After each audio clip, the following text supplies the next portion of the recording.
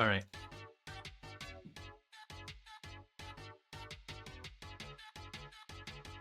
So we finished up 123 last stream. Got like 8 fights to do today. 1, 2, 3, 4, 5, 6, 7, 8. Yes.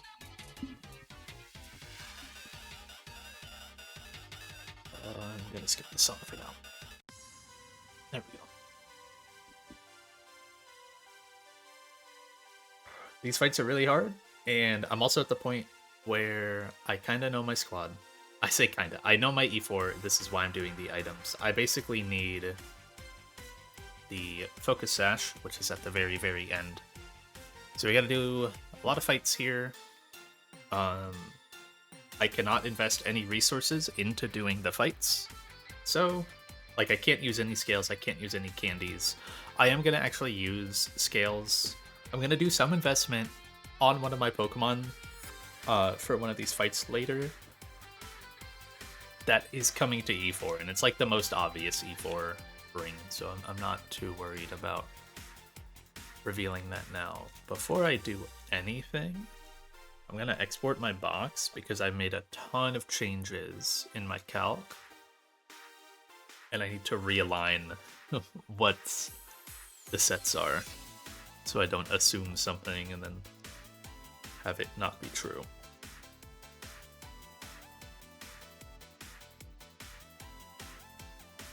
Kutra, change your ability. It's the only one I have trouble with. Okay. So I am on John and Jay. I'm going to be reviewing these fights just because they are tough. Thank you for the good luck. Hello. Yeah, so I,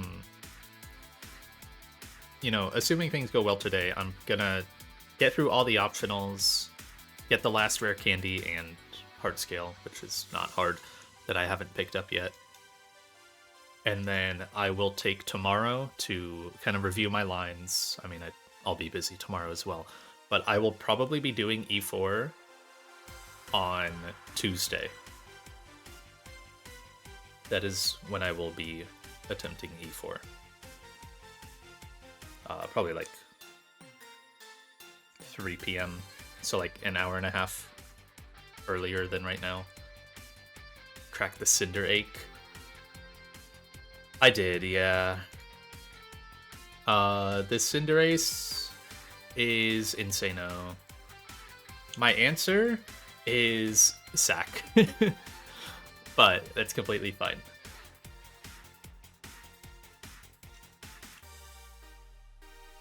Oh, am I not capturing, no, I am. Yeah, so I have 4 sacks planned for today.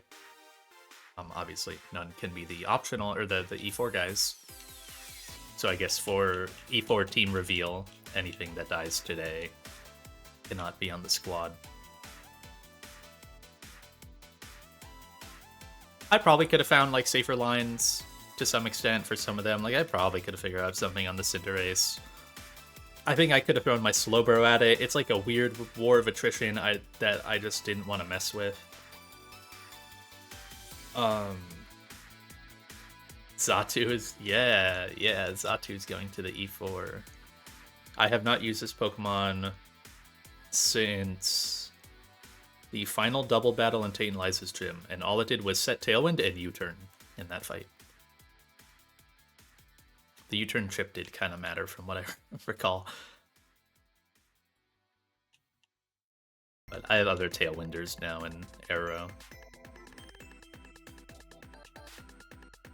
There's also this box as well. These guys are over here because they like rarely ever get used.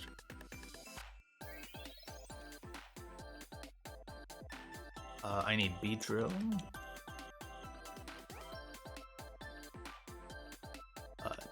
Seismitoad can also go over here. I brought it the last fight I did, but... Yo, thank you for the good luck. Yeah, this one I'm gonna review because it is a 3-mon line, which when you have a 3-mon line like this, it's always good to double check that it is actually a 3-mon line, that you're not missing something massive. That's always a big worry for me. Like, oh, it seems so simple, I only need 3 Pokemon. But there's no rush at this point.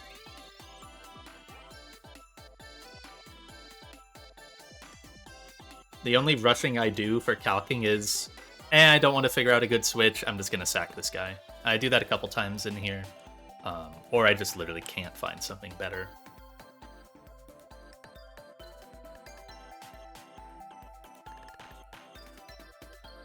Okay, so let's see. This is Togedemaru in slot 1. I'm going to pull base Beedrill up as well. This says level everyone, so I am going to do that in my calc first, and then calc, and then I'll level up Tog after. Yeah, I've been generally pretty sack averse. Obviously, I mean, I have a, at least I think, pretty low death count, I like to imagine. Only really sacking on like really big fights, or yeah, really just like big fights. But there's only 8 fights left in the game. It's like, yeah, I can throw this Pokemon that's come to 4 fights ever at this guy. I'm not going to use him on the next 2, and he's not coming to my E4. So why not? He'll get a kill, and then he'll go out. Whatever. It makes the line simpler, makes me not use resources, and most importantly, never risks anything for Pokemon that actually matter, because I am using Pokemon that I will be bringing to my E4 team on this route. I'm not like avoiding them or anything like that. But I'm definitely trying to keep them safe, even though I am using them.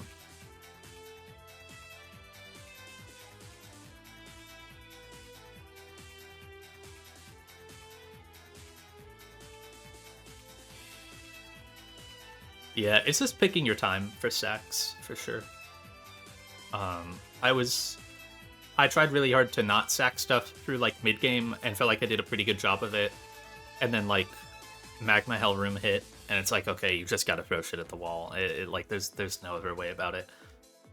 I lost like 6 Pokemon to Hell Room, like 1 to Tab, 4 to Maxi. So I lost 5 Pokemon. And then Aqua Hideout, I didn't lose anything until Matt, where I lost 2. And those were all planned sacks. There was actually a small chance that one of them could have survived, but they're all planned sacks. And then Tate and Liza, I sacked Electrode to secure my TNL fight. It was really big.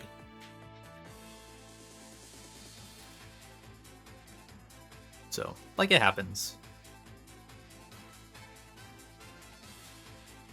For me, it was like invest scales early to mid game to keep Pokemon alive, and then you're low on scales, but then you have good Pokemon through like the hideouts and whatnot. And then those good Pokemon should keep things alive. And then you only sack when you really need to, and it's like not a super value Pokemon. So then you kind of sack your way through until Dive reset, until you get all your scales from Dive Sim.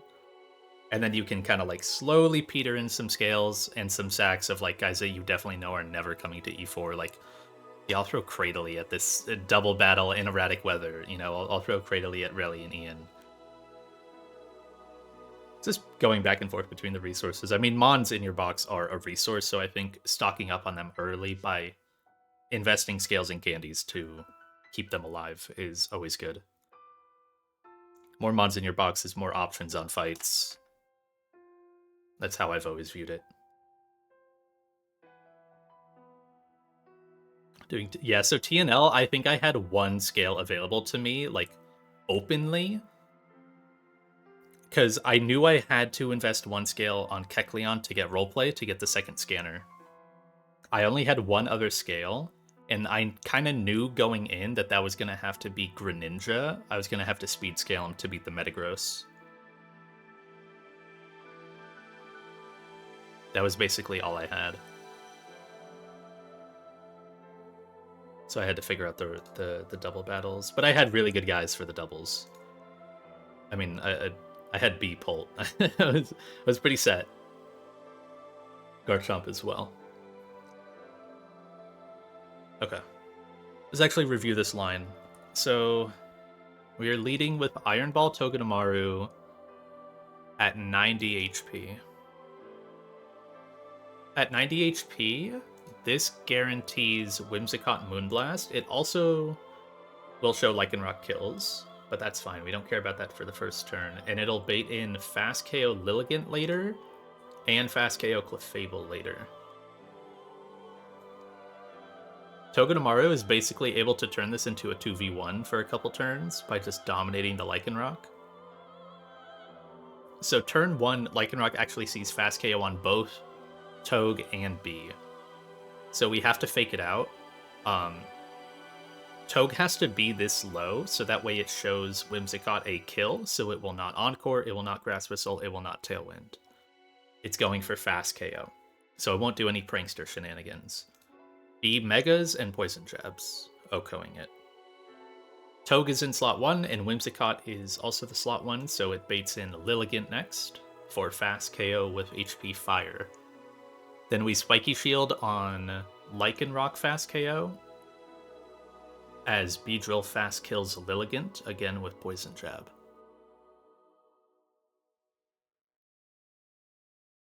Turn 3, Togedemaru then baits in Clefable for fast kill with Fire Blast, not aware of the Beedrill on the other slot that is ready to fast OHKO it.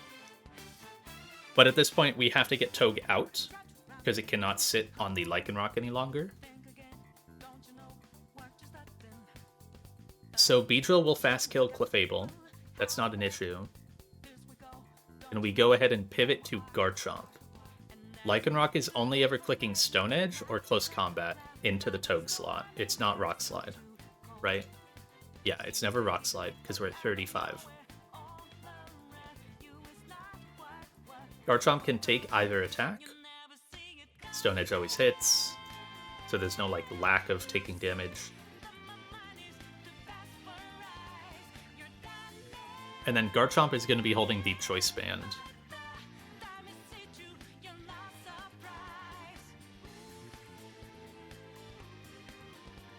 Garchomp comes in at full HP.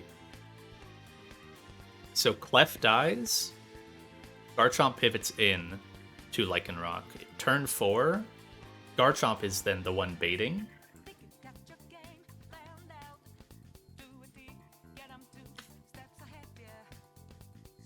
And Garchomp with Choice Band shows Fast KO to Nidoqueen, which means the only Pokemon that can come in is Heliolisk. Which is great, because Beedrill in the other slot OHKOs Heliolisk. And then Garchomp, at this level, even though it's minus speed, it just barely outspeeds the Lycanroc, so it can Choice Band Outrage to kill it. Outrage normally is random targeting, but B is going to be killing the Heliolisk before it does anything. So there's only one target for Outrage to go into. We don't want to click Earthquake, obviously, because Beedrill's next to us. So we have to Outrage the Lycanroc, which will fast KO. We get a Field Wipe, and then it's just Nidoqueen left. Garchomp is locked into Outrage, which will do 88%. Both guys are faster than Nidoqueen.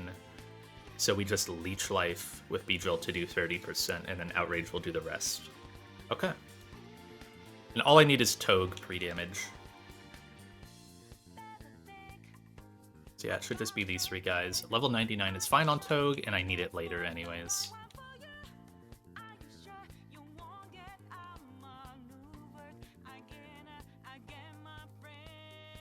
Iron Ball.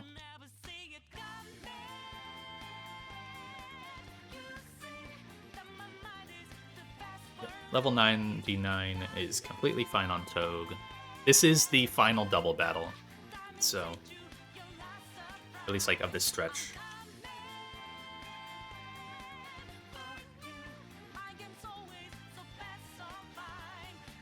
Do I have Choice Band? I don't. Okay, let's go get that.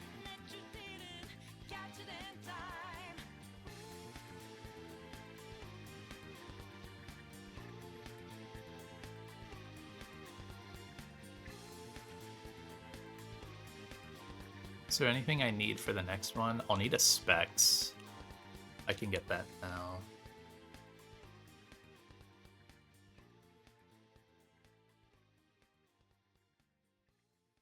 Oh yeah, because I do Ice Beam. That's right. Okay. Togue pre-damage. I'm just gonna do that here. Filthy little scripter. Banger. Okay. 90 HP, just double confirming. That is level 99. Baiting Moonblast. That only ever baits Stone Edge in close combat out of Lycanroc. It will bait in Lilligant for fast KO in next slot, and Clefable for fast KO in next slot. Clefable will also not click Follow Me because it sees fast KO. Just confirming I'm also slower than Clefable. Yes, with Iron Ball. Perfect. Clef never gets an action, Lilligant never gets an action. Heliolisk never gets an action. The only Pokemon that ever doesn't attack, ever, is the opposing Lycanroc into my Garchomp. For like 30%.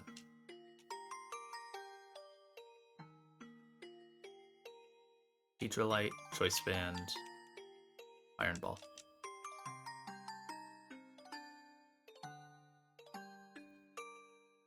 I don't know if I'm going to be turning on audio for all these fights, because there's a lot, and I don't necessarily want to be blitzing through, but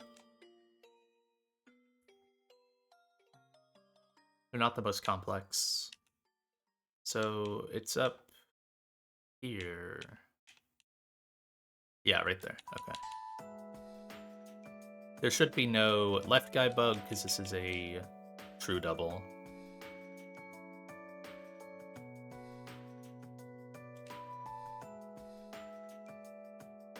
Okay. Yeah. Togue matched with Whimsicott. Perfect. We're going to fake out Lycanroc for the one turn where it sees fast KO on both my Pokemon, because Beedrill is still slower. We're going to Poison Jab, Mega, Poison Jab, Whimsicott. Big Chip. Togue baits in Lilligant for fast KO HP Fire. You know, Spiky Shield, and just Oko the Lilligant as well.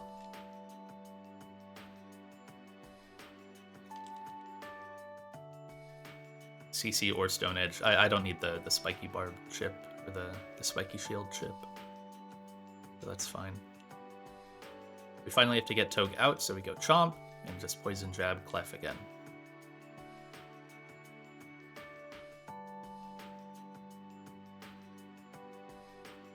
Chomp gets Heliolisk because it shows Nidoqueen KO, which is perfect for Beedrill. We're gonna lock into Outrage, where you can't even select a target, but there's only one guy that I'll be able to hit when it's his turn, so. Nice crit. Now I just have to Leech Life to do enough damage here. Nice. Nice and simple.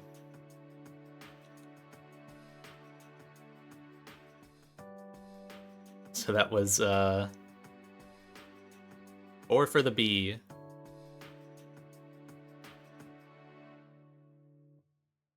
And 2 for Chomp. Leech Life damage a roll? No, it was not. Leech Life min on Nidoqueen was 30%. And then Choice Band Outrage is 88, I recall. Yeah. I just needed a little tiny bit of chip. Actually, Poison Jab would have worked. It would have been enough, but Leech Life, in my head, looked safer, so no reason not to. Yeah, the Chomp was a Choice Band, so. Guy does a lot of damage to neutral targets.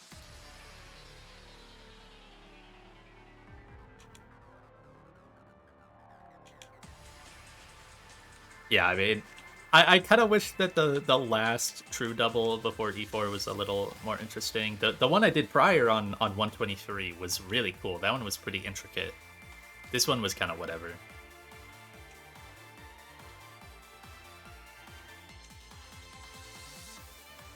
It's kind of just B go kill, which is nice when I'm just trying to get to the end of the game, but doesn't make for as good a spectacle. Alright. This fight, on that note, is a bit more of a spectacle. This one's really tough. There's a really cool puzzle in this fight with a Sandveil Garchomp and a Sandaconda with Sandspit. So you have to deal with the Garchomp before you get the Sandaconda on the field. Whereas you just won't be able to hit him, and you could potentially wipe. Where is my Goodra? Am I blind? I must be blind. It's in my party.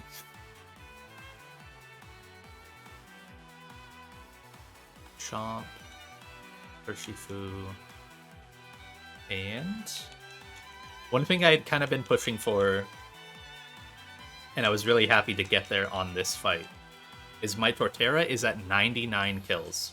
I really wanted him to hit 100. He hit 99 on the last optional route. I just kept trying to find a spot to like creep him in one more.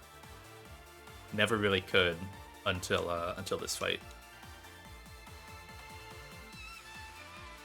So I need my Ice Beam TM.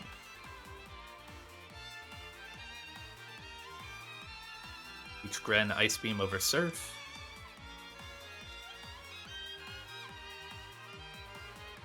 I'm at the point now as well where I can just use these TMs. Any TM I know I don't need, I can just use it and even get rid of it the next fight. I'm pretty sure I teach over Ice Beam like in 2 fights, but hey, it works for this one.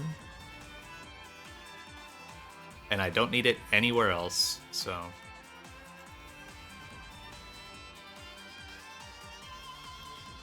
I've got tons of TMs left over. I felt like I did not use many. Let's make you 99 now in my calc. And let's give you Ice Beam.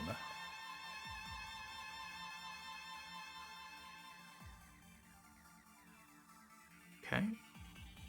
Gutra 99. Yep. It's the only change.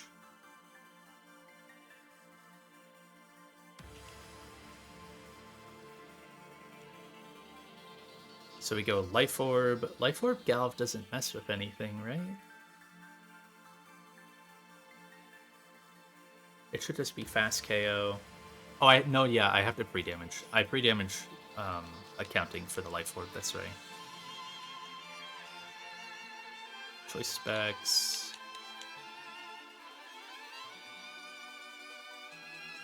Udra Citrus. Chomp needs to be itemless, correct? What was that for? I think he just kind of didn't need one and nothing would help. So I just noted itemless. Aspir. Oh, I'm gonna put my Urshifu through the ringer on this fight. I remember this one now.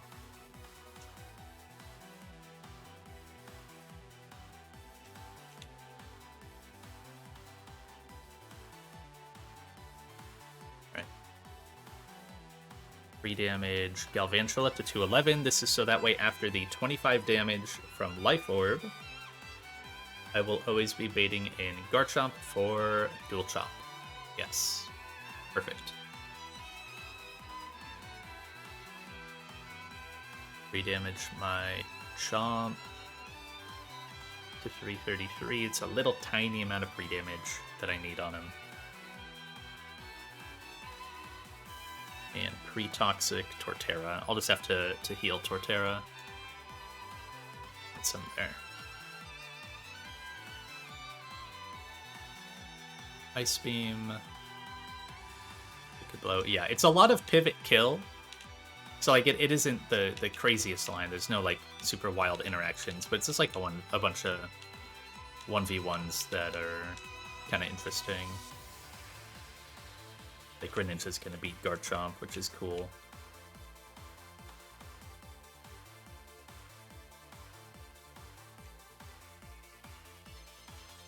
He's up here? Yeah, there he is.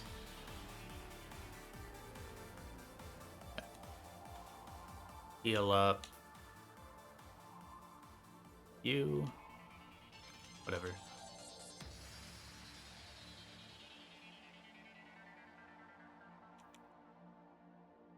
Check. Life Orb. Let's make sure. So it should be Life Orb Thunder. Yep. Perfect. And that'll get Chomp, and then... Oh, yeah, that's right. This line is so cool. This line has some cool stuff. It's not the craziest, but it's pretty neat. Yeah, because then I show... Wait, is that guaranteed? Yes, it is. Perfect. I outspeed. Yeah. So then I consolidate. Yep. Coach. Yep. I remember that does like 250. I don't want to accidentally scare off Metagross. 3 damage for Ice Punch. And then Urshifu. Yeah. Okay. Okay. I recall now. What's up, Nicholas? So Galvantula, my absolute goat. This Gyarados is holding a Walkenberry. We are still gonna OHKO it with fully accurate Thunder, thanks to Compound Eyes, Galvantula holding a Life Orb. This does 100% minimum.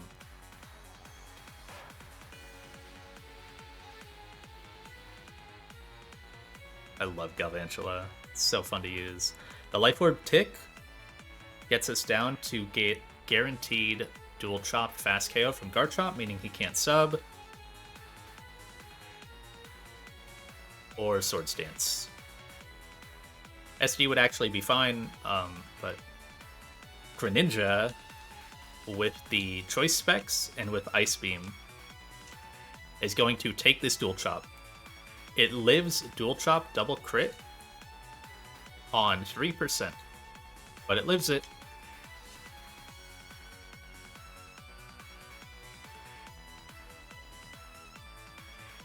We are faster. Choice Specs Ice Beam will OHKO Garchomp. Not only that, but we are also going to be showing fast KO to Sandaconda and Metagross with the Choice Specs, with both Ice Beam and Dark Pulse, meaning we skip those two in line. The next Pokemon we're going to get is Goodra, for slow KO. Perfect. Goodra, I could have been at any HP here, I could have been at like 10. So we need a consolidation Pokemon, and that's going to be my own Goodra. I can't get crit. I can take all these moves and then guarantee Body Press after. It was Body Press, which was, I guess, most likely. So now this is just guaranteed Body Press again, and we can go to Garchomp. This was so that way Garchomp could have a more consistent HP upon beating this Goodra.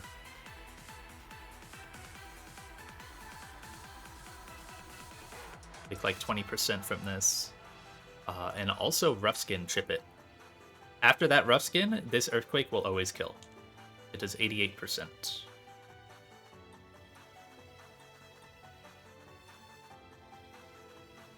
Cool.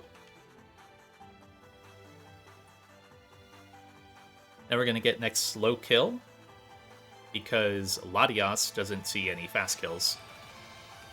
So this is Metagross for guaranteed Ice Punch. This Metagross has Explosion, so you have to be very careful about showing it kills. Yep, this is guaranteed Ice Punch KO. This is gonna look a little scary, but Urshifu is holding an Aspir Berry. He's gonna take a lot of attacks here. But Urshifu, I remember I did the math, he lives on 8 HP from max roll Ice Punch crit. And then we're going to be getting Latias. Why are we getting Latias? I guess it's just faster. Yeah? Yeah, it's just faster. Because Sandaconda shouldn't see out damage.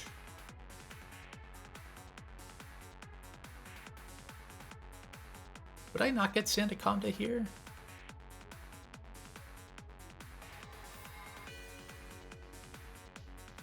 I might get Sandaconda, but that might be steerable. I don't know. I don't remember if I accounted for that. Oh, we're just gonna Wicked Blow this in this Okos. With no damage boost, because we are plus attack. This should get Latias. I guess it might be able to get Sandaconda. Okay, yeah. That's what I thought. We are just gonna tank this Mystical Fire. This guy really can do nothing to us. Max roll Ice Punch crit into max roll Mystical Fire crit leaves Urshifu at 8 HP. But he lives, so I can do it.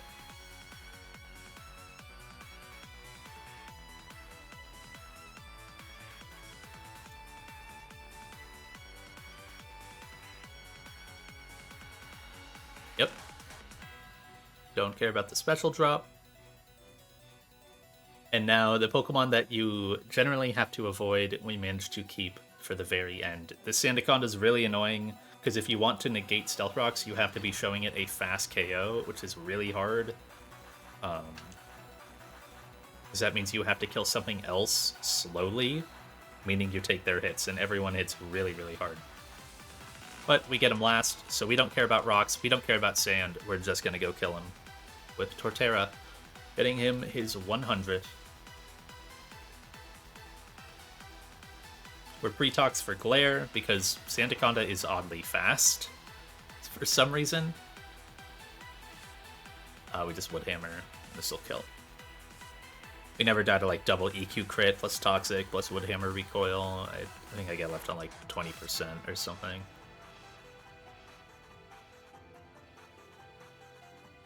Nice sand.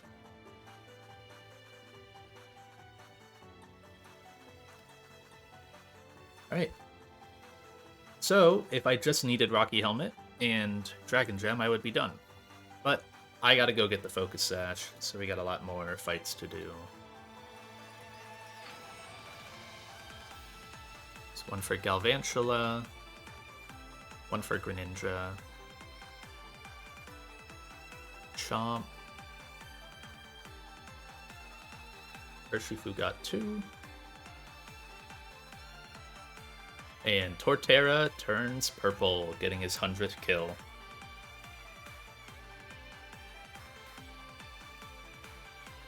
Very nice.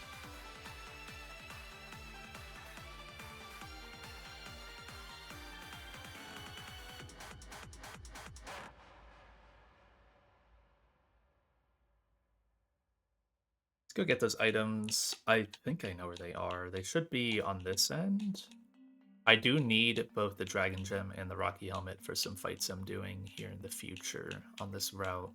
Should be Dragon Gem. Yeah. And then Rocky Helmet here. Awesome.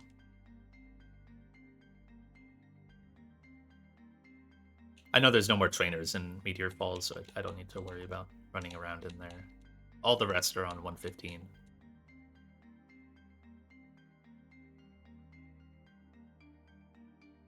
I don't have a flyer. Oh, I don't have a flyer and I can't go back to Fall Arbor, so I have to go down here. That's silly.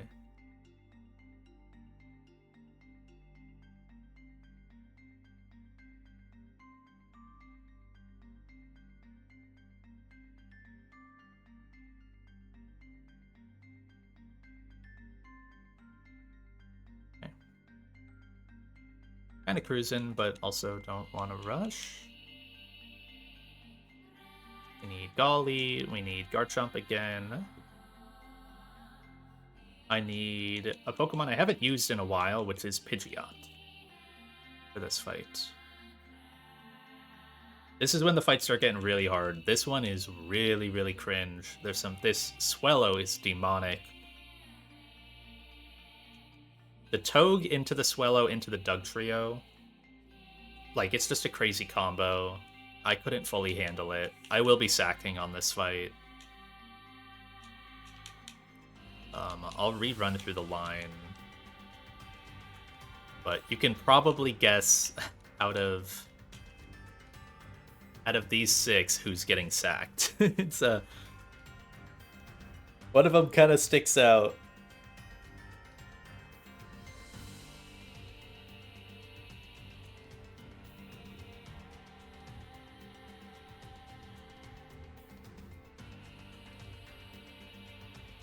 Isopod Chomp. Pull up Pidgeot. I do need both forms of it. Thundy D-Knight.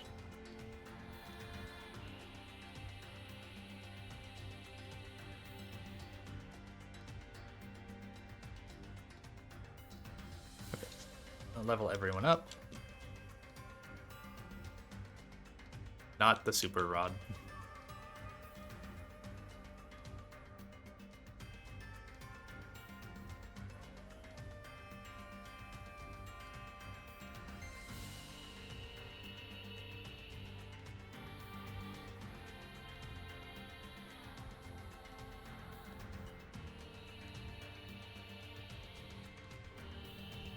D-Knight 99.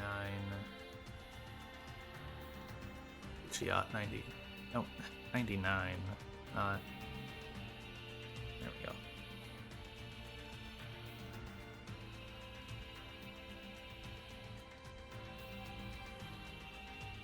Alright. So, the idea behind this line, or this fight, there is a red card sturdy Togedemaru.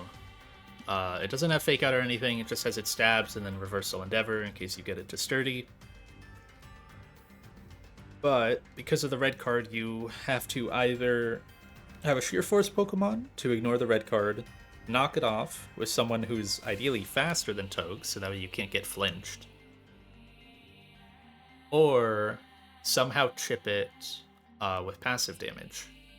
Like break the sturdy with passive and then kill from there. Or kill with a multi-hit. I don't have any multi-hits that kill. I imagine maybe like Choice Band Surging Strikes might. But the way that we're going to do it is we're going to bait Iron Head out of Togedemaru. It's very easy to bait an attack from this guy, because he doesn't have any status moves, really. He won't be clicking Endeavor, he won't be clicking Reversal. He has no reason to click these.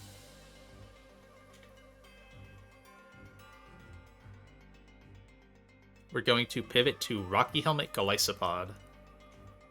I'm only getting one exit out of Golly here, but it's an important one. This will chip the Togedemaru and let Garchomp come in at a guaranteed HP. His HP being very precise is very important here. Garchomp has the Choice Scarf to then kill sturdy broken Togedemaru with Earthquake. With Choice Scarf, we actually scare off Swellow by giving it fast KO, because we get up to 319 speed. We scare off Swellow, we scare off Simipour, we scare off Infernape. The only 2 Pokemon who can come in are Doug and Gourgeist. So we're going to get Dugtrio. We show it fast KO, but it's got a Focus Sash. I believe both Pokemon here are just +0.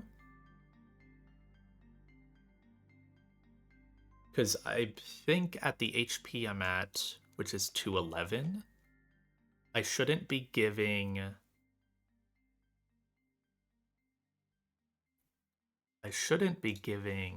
Gourgeist out damage. Let's see, so that's 127 divided by 211. Yeah, that's only 60%. So Gourgeist doesn't... Neither Mon has out damage on me, so they just go in order, both +0. We can handle the Dugtrio. We're just gonna fast 2-hit KO the Dugtrio. We either get Screeched or Earthquaked, both are fine.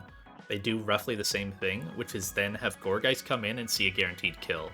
with either Power Whip or Poltergeist.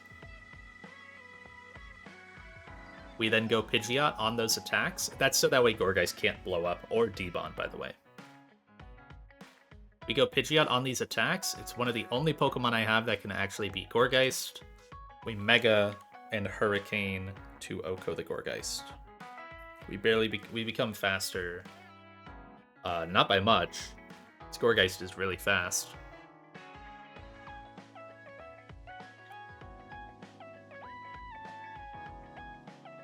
Then we will bait in Swellow. Pidgeot is pre-damaged for Mineral Boom Burst. And I really cannot switch into this. I can't switch anyone into this Swellow. It hits way too hard. It's oddly demonic for only having 75 special attack. And it's got Scrappy, so I can't go to my Dragapult straight up. So we sack Pidgeot. There is a world where Pidgeot can do this.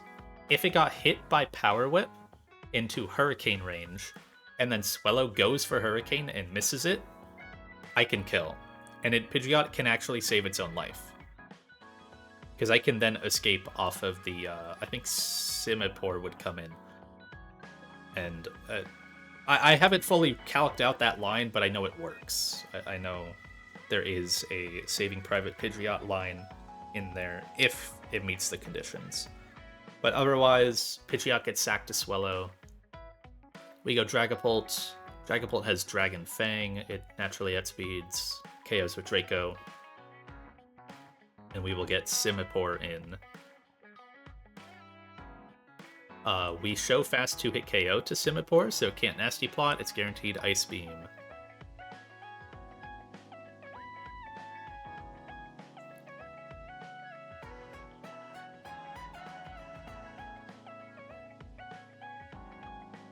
We go pre-burned Thundurus directly on Ice Beam. We can take Ice Beam crit and the burn turn. And with Magnet, our Volt Switch will KO Simipour, getting Dragonite on the field for Infernape. Dragonite doesn't need to be toxic, but if I get into the backup line with Pidgeot surviving, I think it would be Ape in instead of Simipour sometimes. So for consistency, D-Knight needs to be toxic in case I go on that second line. It doesn't actually matter though. D-Knight will have the Choice Scarf, barely outspeeds this Infernape, and Dual Wing Beats. And can take any of these attacks if it needs to hard switch in.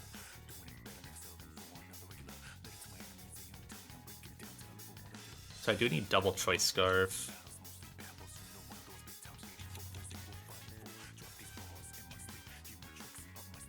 I don't have either. Okay.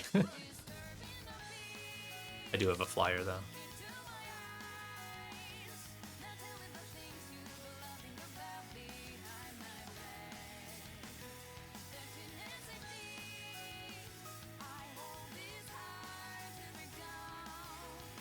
No, don't want to trade that one.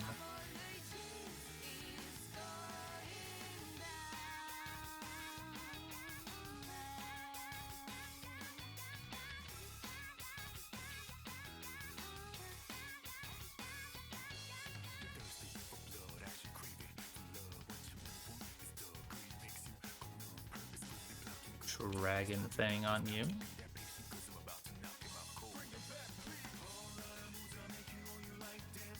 Thundurus gets Magnet. So yeah, Scarf D-Knight, Magnet Thundurus. You get your Stone. Scarf Chomp for Dugtrio and Toad, Rocky Helmet, Dragon Fang. And then I'll need some pre-damage.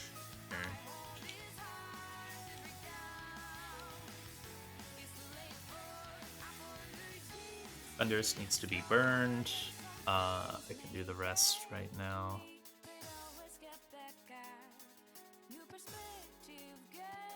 Life supply to 168.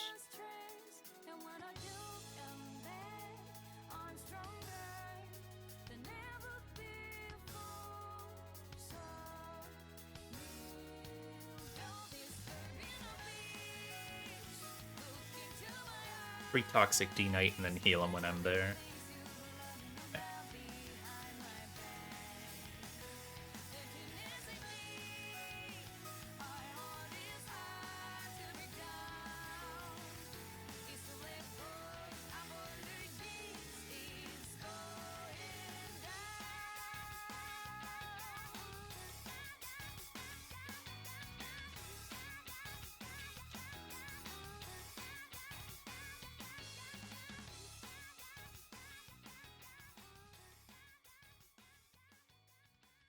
Should be...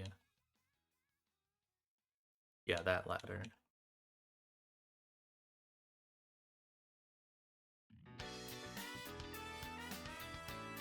Oh. That? Oh, yeah. Here we go. Okay.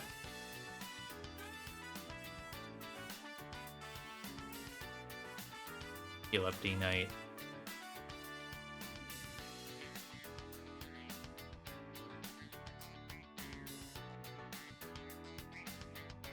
Okay. So, this will be Ironhead into Glycopod. Get some Rocky Helmet chip on Togedemaru. Go to Garchomp undamaged, who now fast KOs through the Sturdy. Nice crit. Probably did like 500% to that Toad. This gets Doug Trio, good. So this Doug can either Earthquake or it can Screech. Both are roughly the same, as long as it just does those and doesn't do anything else weird. We're just gonna two-shot this with EQ. Because guy's very frail. Okay. 100. That sounds good. Hits. Good. Yeah, Gourgeist will not be able to Power Whip or Debond. Or not Power Whip, Explode or Debond. So yeah, this has to be Power Whip or Poltergeist. Pidgeot, if you want to save yourself at all, you gotta at the very least get hit by this Power Whip. Which sounds weird, but okay, that's a start. Are you gonna be in Hurricane range? I wonder. 143? This is guaranteed 50-50 Hurricane. So it's like 15% now that Pidgeot will live. That's not bad. Still gotta work for it, but...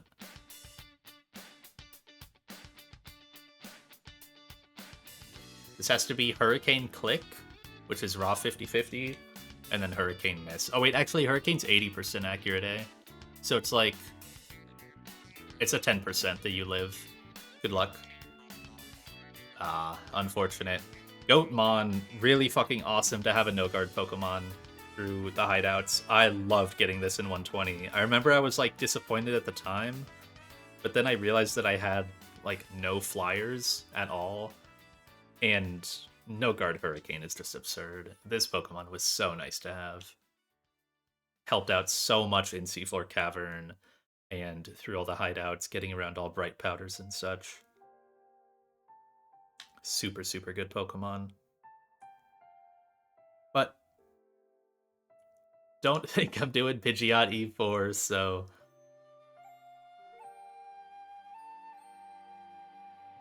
That can be someone else's torch to carry. Yeah, so this was Simipour in Gothundi on Ice Beam. Perfect. Volt Switch. Simipour is kind of troll, but it's just got Nasty Plot. It can get out of hand, and it's kind of fast. And this dual Wing Beat.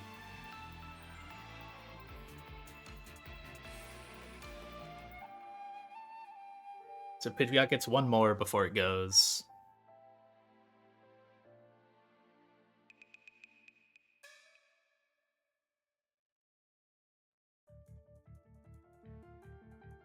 Chomp got 2 there. Chomp got up into pink. It just hit 75.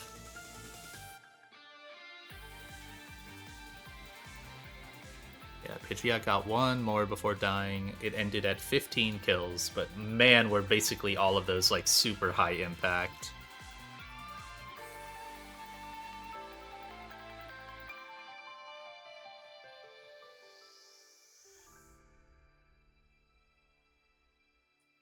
then Thunderous and D-Knight. Update this. I'll be updating it a couple more times, but 27. Oh, I was on the wrong scene for that fight. Whatever. I didn't think about that. I forgot.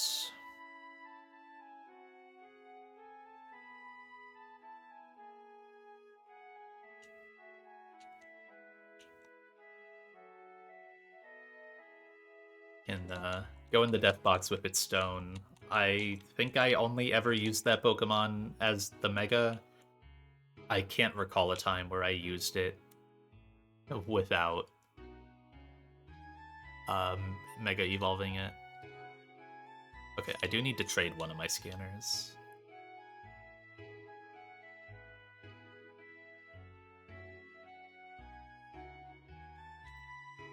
Trade one for a band. Should have one scarf, one band. Yeah, perfect. Excuse me.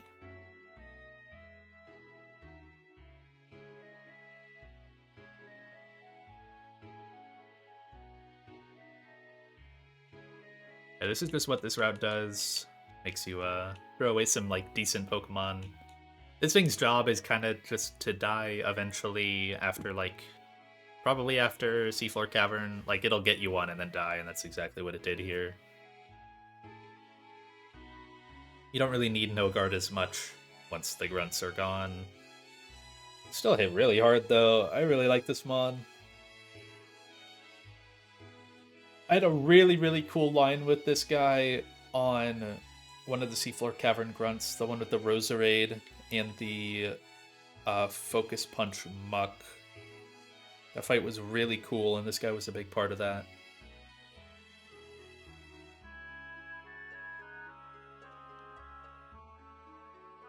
Is my death count right? 12... 24. Isn't this 26? Am I forgetting someone? Who's the 27th?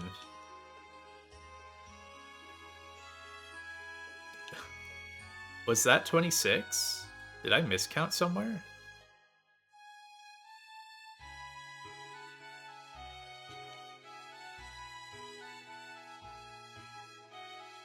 All of you are alive. I know that.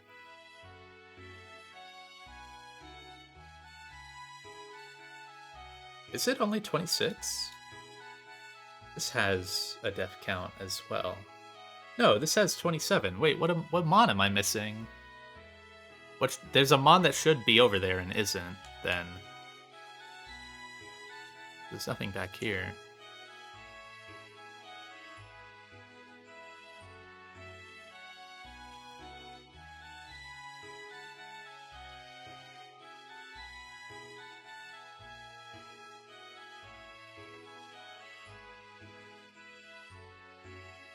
Absol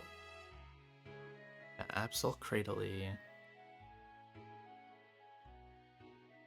Delmise, Frostlass is there. Bruxish is there. Pidgeot now is there.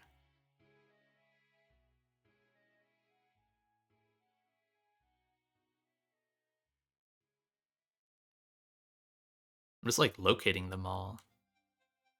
Plotzer. Stoutland. Shrode. Kingdra. Eldegoss. Mask.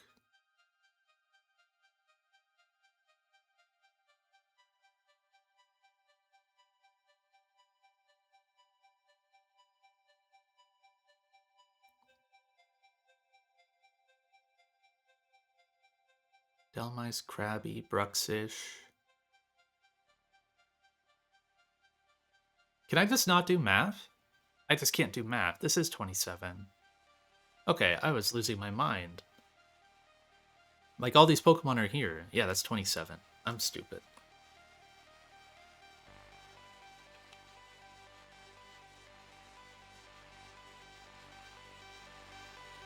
Alright, let's take not Flygon.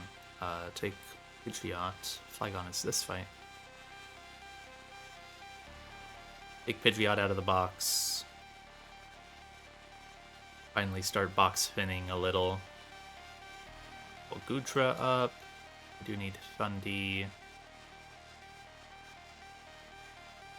Conkeldurr, Torterra, Slowbro.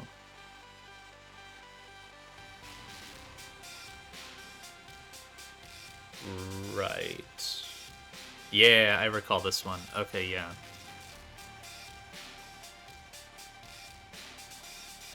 We get to pull Flygon out. Flygon gets to do a cute thing in this fight. Not necessarily good, but cute.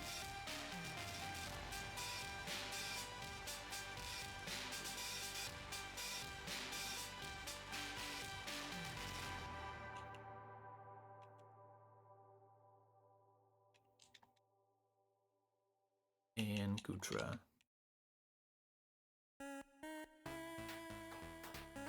This was one of the tougher fights, mainly because the Cinderace is from hell. It's one of the worst things in this game. This Cinderace is absolutely putrid.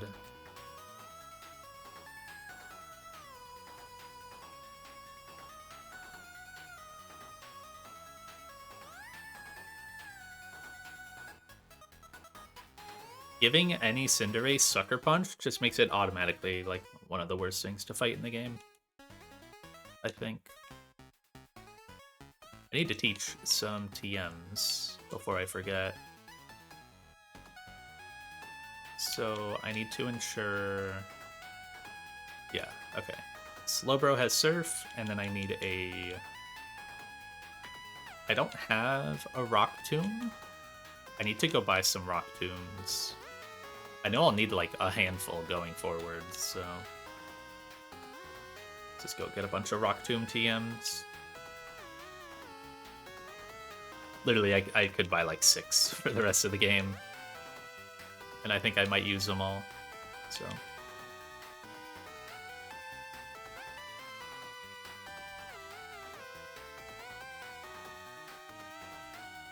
This one, I need on Goodra. Rock Tomb Goodra is basically gooey light. it's just diet gooey, but then you still have the shell armor.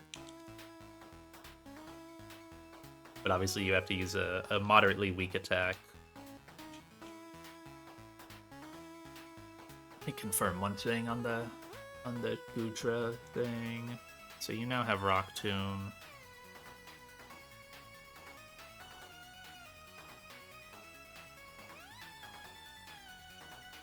The Muscle Band. Yeah, okay, easily.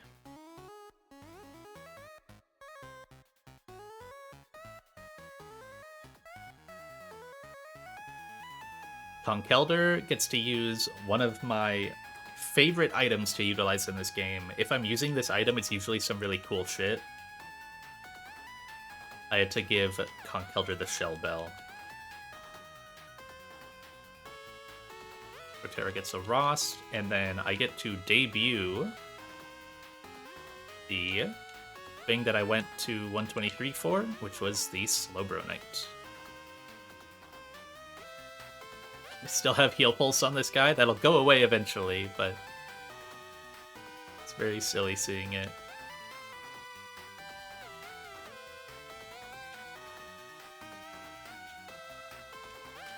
Okay, Band, Muscle Band, Scarf, Shell Bell, Rost, Slowbro Knight. I'm gonna need some free damage. Obviously, Conk is coming. He's getting burnt.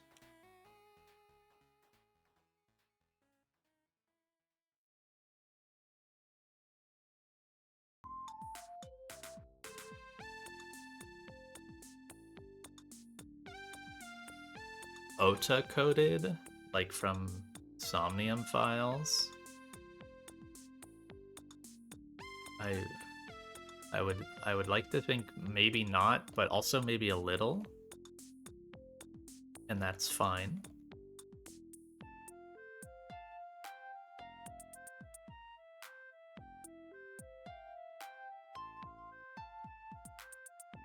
4 to 207.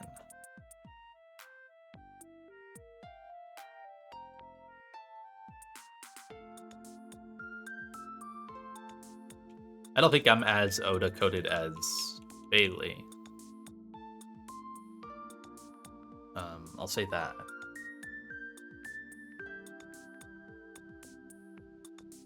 But like that doesn't mean much because he's just like so massively Oda coded that like I could still be like just as high and it like,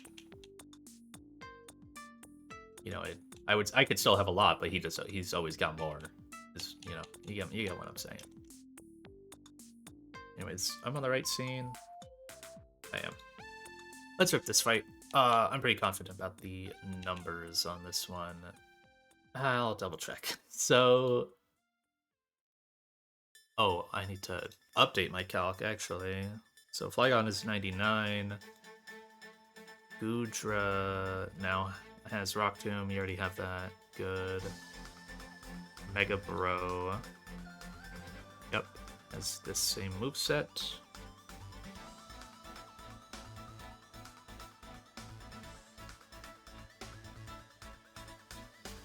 So Flygon is at 135 for Cinderace. Yep. That way it can never substitute. 264, I believe, is to bait Hawlucha close combat. Yep. And then Conk, I trust the math on that because it's like a bunch of like burn ticks into Shell Bell healing. So that way I get in Cinderace.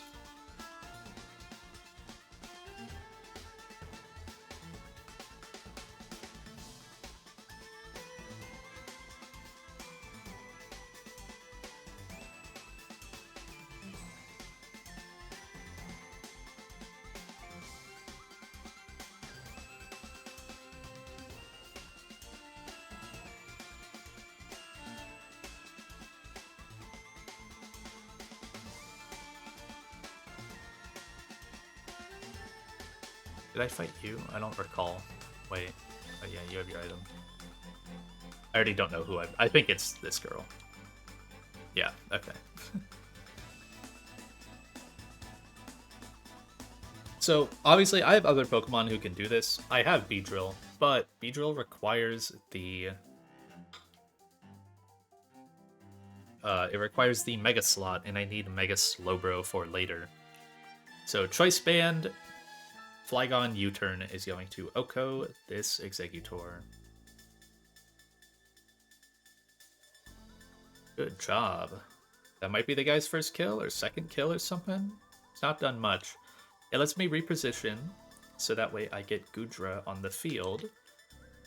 The important thing with this fight is dealing with the Hawlucha. The Hawlucha and the Cinderace are the two mons that can really get out of control. In order to deal with the Hawlucha, you basically need to stop it from ever using its item. I am guaranteeing close combat here, which means it won't use up its flying gem. I can go to Thundurus on the close combat. I'm holding a Choice Scarf to outspeed. Take not much damage. And after the defense drop, my Volt Switch will always kill. So we get another pivot kill.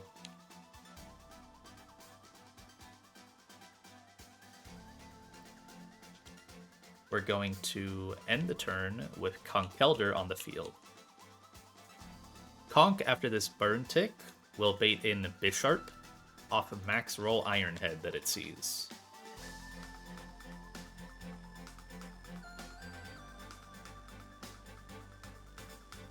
We're Guts boosted. We just Mach Punch this guy. And after the Shell Bell recovery, mostly negating the burn that we take on this turn, we're going to get Cinderace in for guaranteed Pyro Ball. Without the Shell Bell recovery, the burn puts me like too low. And if I were to let the burn tick me under half, a Citrus would be too much healing to then let Cinderace click substitute potentially. Which is pretty bad. And here, you just can't fucking switch into the Cinderace. Again, Flygon can kind of save itself if it gets, I think, double Pyro Ball miss into either High Roll or Crit Earthquake. Flygon kind of was pretty mid It really didn't do anything for me. This mod really sucked to get in Hellroom. After I'd already done all the hideout stuff. It seems cool if it has Tailwind. Yeah, goodbye. He's pre-damaged to always die to this Pyro Ball. The main thing is I just needed the Fire Gem gone.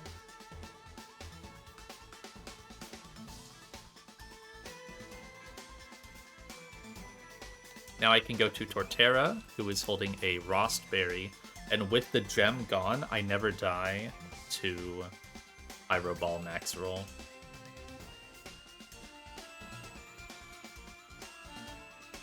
And I will KO with Earthquake, and it won't go for any other move. It cannot substitute because I have Growl, which is always awesome. Yeah, we just... okay, cool, that's fine. This will still, no matter whether I got hit or not, whatever HP I'm at, this will always be Cleavor in for Skitter Smack or Rock Slide. Cleavor is kind of demon. I'm surprised you don't fight more of this Pokemon in the game. Sheer Force, Life Orb, Skitter Smack, Rock Slide, like all kind of scary moves. We're just gonna wall it with Goodra. Goodra cannot get crit. We're never giving it an incentive to Agility and then Baton Pass. We cannot get flinched by Rock Slide. We're going to Rock Tomb to make ourselves just barely faster. So that way we can only take one attack as we two-shot. Muscle Band was just the slight boost I needed to get this this two-shot kill. We become, yeah, 2 speed points faster upon beating this, or hitting this Rock Tomb. Now, what HP is this? It doesn't matter, but I'm curious. So this can never be Ice Shard from Mamoswine. This is always Mamoswine last. This is Superpower, Icicle Crash, or Earthquake. We get to debut Mega Slowbro. Now, switching in, we don't get to be Mega. We gotta take this attack full on, and it can crit. When we Mega, we gain Shell Armor, so we cannot get crit. Even with the fact that we can get crit on turn 1, if it chose Earthquake there, max roll crit, and then we Mega and take a max roll EQ again, we live on like 23 HP or something. And this Surf with the Mega boost always kills. It's again very, very tight, but just barely works.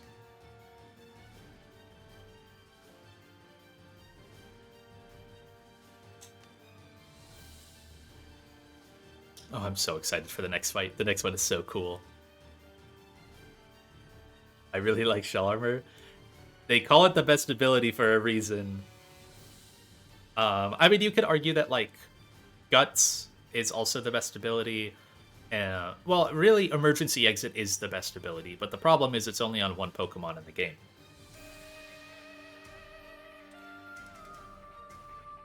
When it comes to accessibility compared to impact, like accessibility versus impact, or like a combination of them, Shell Armor is the best ability in the game, by far. I've had, I think, 9 now, or 10 Shell Armor guys in my run. One is obviously my starter. I have Goodra, I have Escavalier, I now have Mega Slowbro. I've had Turtonator, Camerupt. Oh, I have Torkoal still. That's another. I had Dreadnought. I've had a lot of Shell Armor guys. It's very, very big. Just the guarantee of damage. The guarantee of that lower damage range is usually enough to make the Pokemon worth bringing. But anyways, yeah, Flygon Sack. Unfortunate for the guy. Never really cut it to be that good.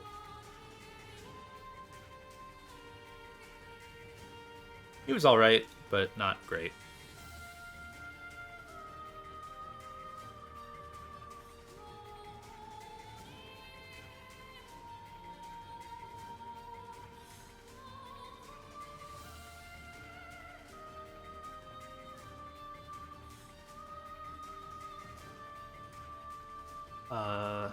That was, yeah, so that was Flygon's first kill, and then it will immediately die. But hey, I got one. Cannot be said about some other Pokemon.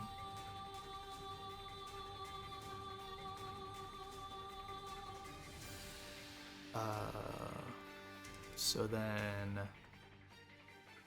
Thundurus got Halucha. Conkeldurr got one, fighting to keep the top spot from Beedrill. Then Torterra, Gudra, Slowbro.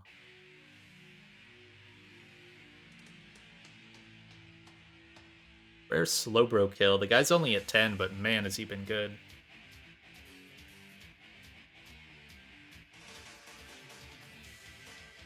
Yeah, take Flygon out of my box, because I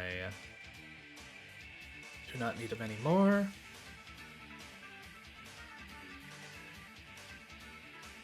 My Flygon was also very bad. I think it was like 0 attack. This guy was, it was pretty bad. Oh yeah. Plus 0 special attack, minus defense, 0 HP, pretty slow. It was never able to kill anything with Choice Scarf. Or like never able to kill anything with Choice Band or outspeed anything that it would have killed with Choice Scarf. It was just overall pretty bad. I could see it being good in like Flannery Split and Winona Split if you have it then, but when I got it, it just has never. Also, I have Garchomp, who is just always going to be better. Literally always going to be better. The only thing is Flygon has a pivot move and has ground immunity. Those are the only two things it has going for it. It has Draco Meteor, but it hits like shit. It does nothing.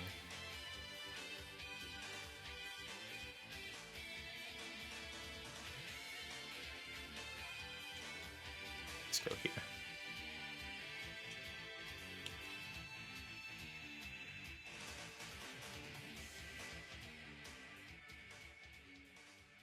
So that should be 28. Yeah, I already did that.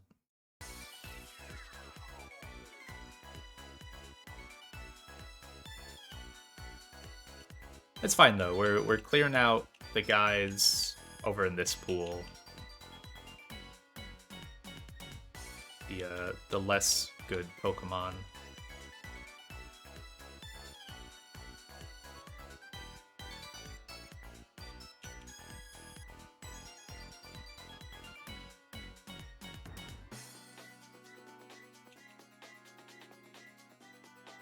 Lysopod. This fight is so unconventional. I absolutely love it. This one was so fun to make a line for. I have a really cool line. I have a 5-mon. I should bring a backup guy.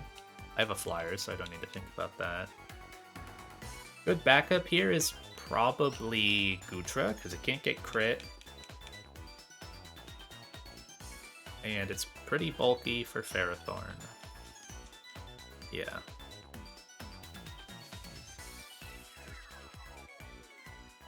So, for this fight, the main gimmick is that there is a Ditto in here. We're gonna do some working around the Ditto, but the important part is you have to let someone transform, or you have to let someone get copied. Usually that means bringing like a bad Pokemon, but I guess I could have afforded that. But the way it works is you're usually baiting Ditto in, and it's hard to like switch into someone that you want duplicated, because it transforms as soon as it comes in off of Imposter, not by clicking transform. Where's my mushroom? Why am I not seeing it? Here it is. So I'm going to use 2 guys I have not used in quite a while. That being Amoonguss and Torkoal. Or not Torkoal, Halucha.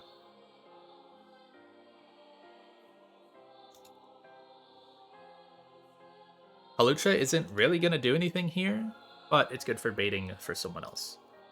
But the main thing I'm going to do is you can come to this person and forget a move. we're just gonna remove, like, all of these. The Lysopod never really clicks anything other than First Impression. It's what I'm gonna be using in this fight. So, I don't really need Liquidation. I'm just gonna get rid of it. Main Water Stab, don't really need it. And if he's clicking First Impression, like, I don't really need Leech Life. So we can get rid of that too. And he's already got a priority move in First Impression, so I don't really need Sucker Punch. So I can get rid of that too. Now, I can't leave him with just these moves, sadly. It would be really funny, but we have to give him something else. Otherwise, the Ditto could potentially switch out. Because it sees First Impression after the first use as a non-effective move, so it starts having chances to switch. So we gotta give him Surf.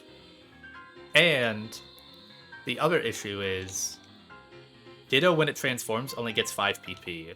I'm gonna be stalling on this with a Moongus for a little longer than that. So we also have to give it Hidden Power Ice. It is a bit unfortunate it's HP Ice, but it's fine, because I'm going to be stalling it with a Moongus. I have to screenshot this and put it in the server, because it's too awesome. It's my Windows noise.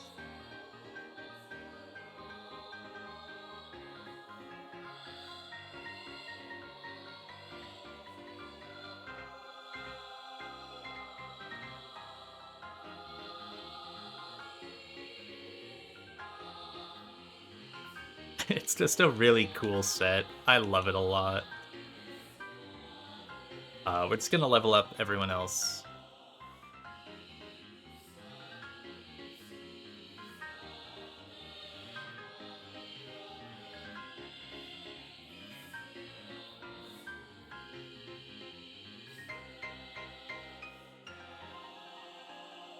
So yeah, we completely decimate the Glycepon moveset because I know for the rest of the entire run, I do not need any other move other than First Impression on the guy, which means I can just teach whatever, and he needs some slop here. I could remove this slop later. I could remove Surf and HP Ice later, but for now he needs something. That way he won't switch out.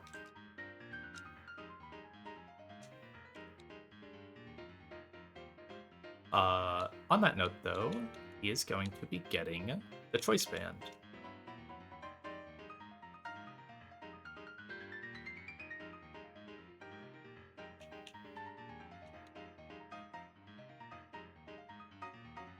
Give you a Lepa. Alucha needs to be itemless. It's very important that it is. On Kelder, I'm going to recheck the Holucha thing. That's all I'm really going to double check. Orcal gets a Citrus.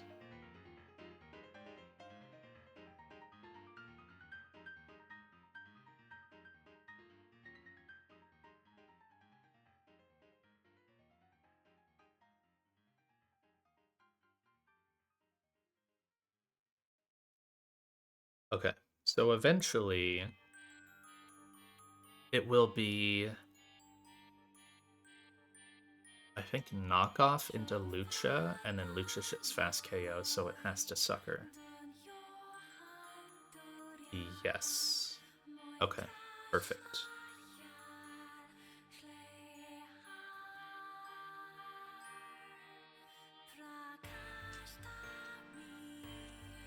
The only pre-damage I have to do here is I have to burn my Conkelder and then hurt him a bit to a certain HP.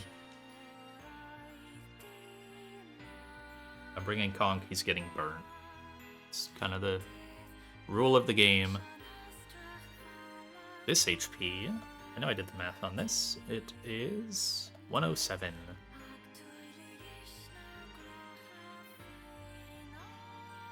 Yeah, this is a really cool setup for a very gimmicky fight. There is a Ditto, there's a Wobbuffet, there's a Zoroark who will transform into Wobbuffet. So you think you're trapped and then you're actually not. A color change Kecleon, which changes to the type that you hit it with. And then the one you kind of really have to dance around is a a Ferrothorn with knockoff and explosion. So the entire goal of this line is to get the explosion mod passed. And if my understanding of AI scoring is correct, that should be the case. I like massively triple checked everything on this fight specifically because AI scoring with Ditto and Wobbuffet is very important to track. Because they have like individual AI scores that they use for switch in, separate to normal Pokemon.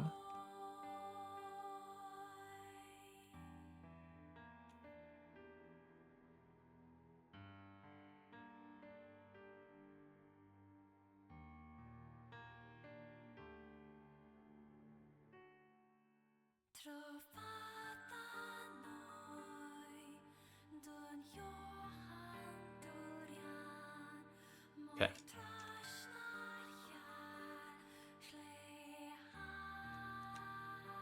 Ninja Boy Jack.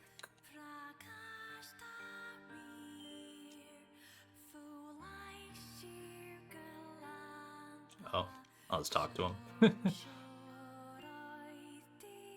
Alright, so this guy leads with a Intimidate Wordier. We're gonna get intimed, but with the Choice Band, we kinda just ignore it. We're just gonna click First Impression through the Intimidate and kill. So let me go ahead and massively alter my Golisopod set, because it is now not how I have it written in my calc at all. It is now Surf, Hidden Power Ice, and nothing. Export that. Okay, this should bait in Ditto to transform into me. Perfect. Should be good for the rest of the fight then, as long as I got that part right. So he transforms. He's going to be heavily incentivized to go for First Impression because it's highest damage on me. We're going to switch into Amoonguss. Amoonguss can take First Impression crit.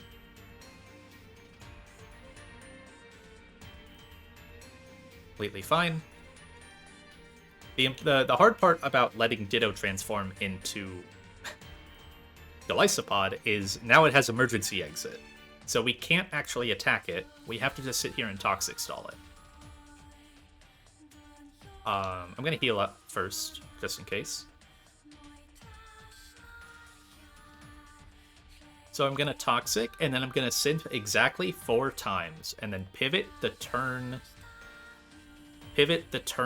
that it will die. So Toxic, and now just sit here and click Synthesis 4 times until my Leppa activates. I don't actually need the Leppa, but Citrus probably would have been better.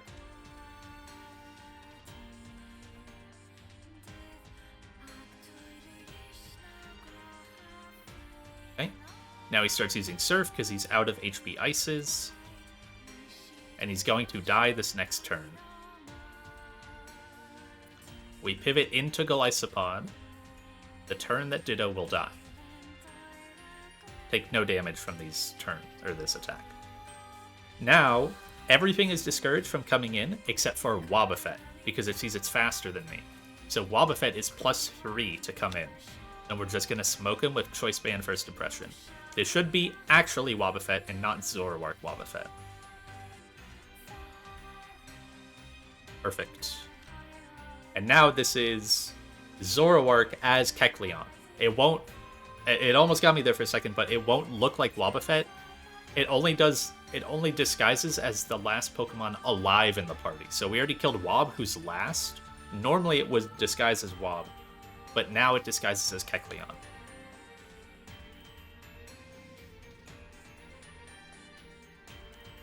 There should be knockoff for highest damage on me.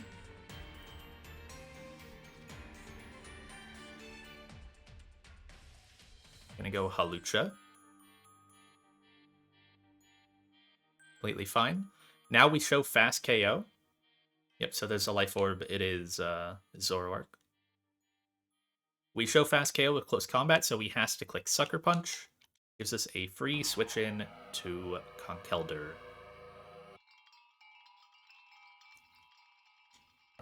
And we Mach Punch.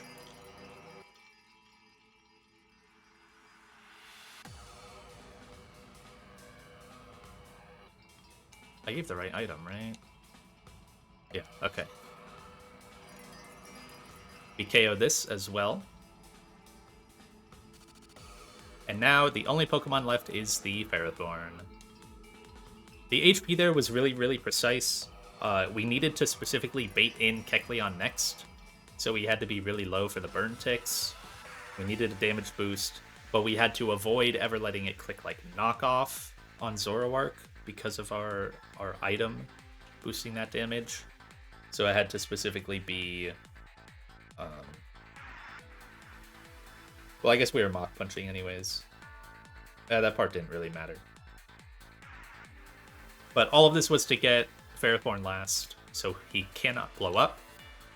And we'll just KO with Heat Wave. Just lose a Citrus. Very nice. I was kind of worried about that fight. In case I got the scoring wrong, but... 3 fights left. That one was really cool.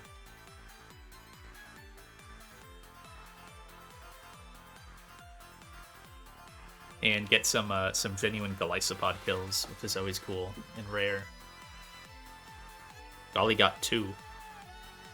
Golly got 2 and Amoonguss got 1. Like...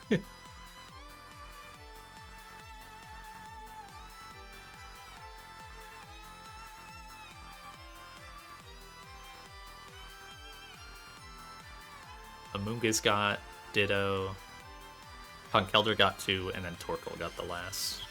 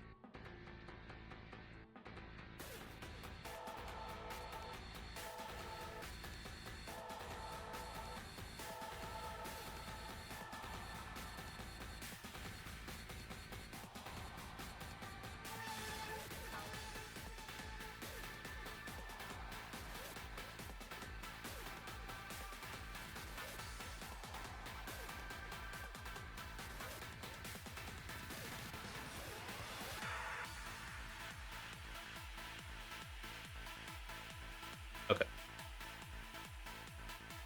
3 more fights. Oh, this one is really simple. Okay. The 2 after this are pretty tough, and I'll probably unmute for them. But this one is pretty simple.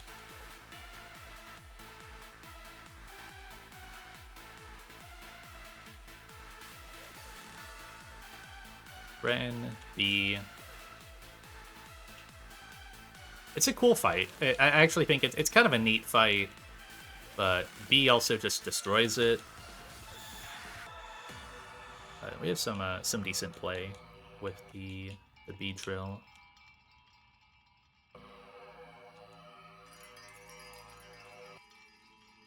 I need to immediately get rid of Ice Beam off of Greninja. It was good for that one fight. I don't need it again.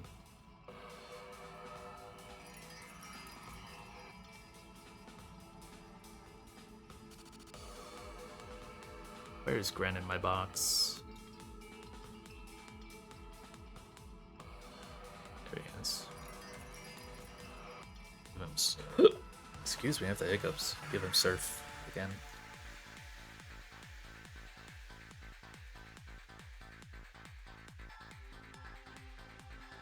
Corv can actually stay at level whatever it is. It's completely fine. This level doesn't matter later. Yeah. Okay. It's the only moveset change. Yep. Actually did it. Yep.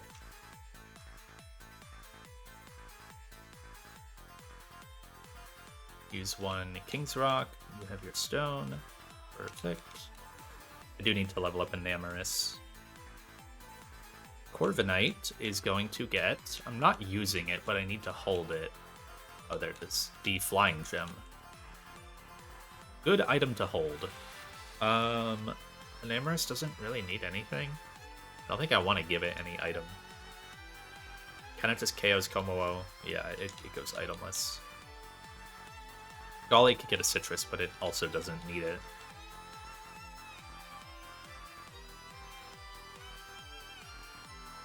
I need to level up. Not do whatever I clicked.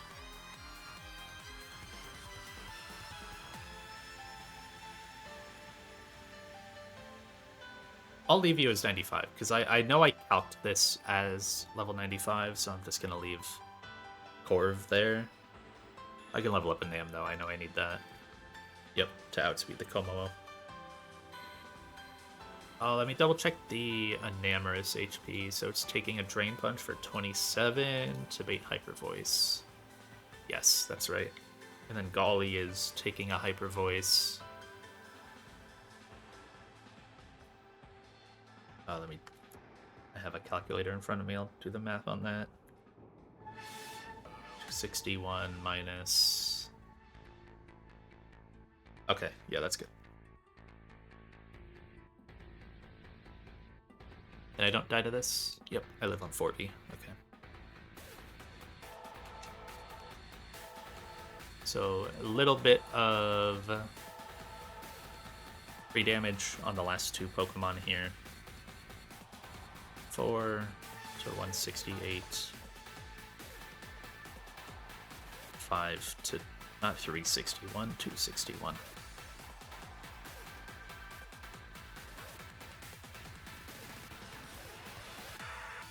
And I don't want Grand Prix damage. Yep.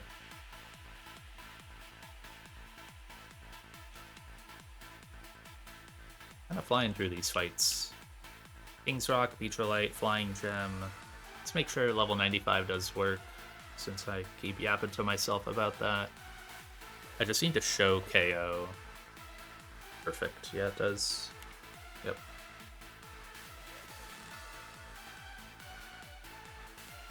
I guess I could... there's no reason why I can't level up here. I can level up Corv for safety. Because he could get, like, crit, and rocks could be up on entry, and it maybe gets a little awkward, but... Literally no reason not to do this.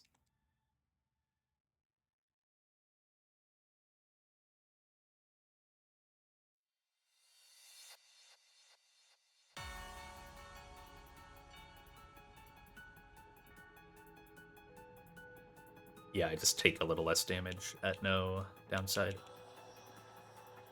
168, 261. Alright, no pre-status.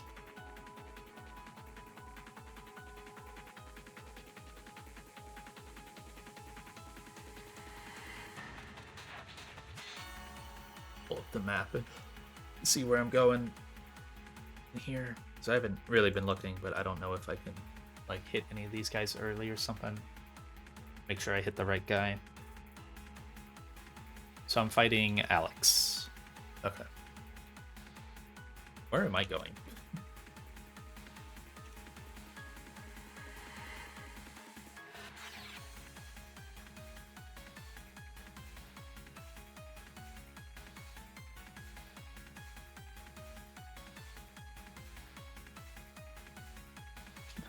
Is there anything down here? I keep walking down here. There's nothing here. Just the bases.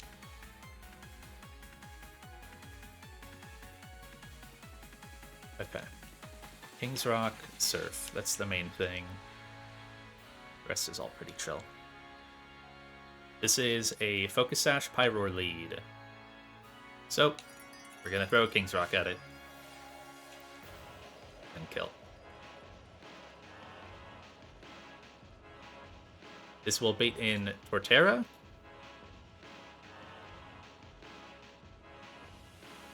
Now, this guy can either Stealth Rocks or Woodhammer. If he wants to make the fight go a little faster, he'll Woodhammer for me, but it doesn't matter. Nice. So, even if I took max roll crit from that Woodhammer, I only get down to 50%, and this Leech Life always heals me back to full, no matter what. And this Leech Life always kills, because Beedrill is fucking stupid. Pokemon is not balanced at all. We get Komo because we show fast KO to all other Pokemon on the field, or in the party besides Komo. We show fast 2-hit KO, so he cannot D-Dance. It has to be Dragon Claw. We're going to pivot through Corviknight. Corviknight is here in case rocks went up. We need to get rid of them, but he's also just a good consistent pivot, so we would sit here and defog for a turn. Instead, we're just baiting Drain Punch, and we go straight to Enamorus.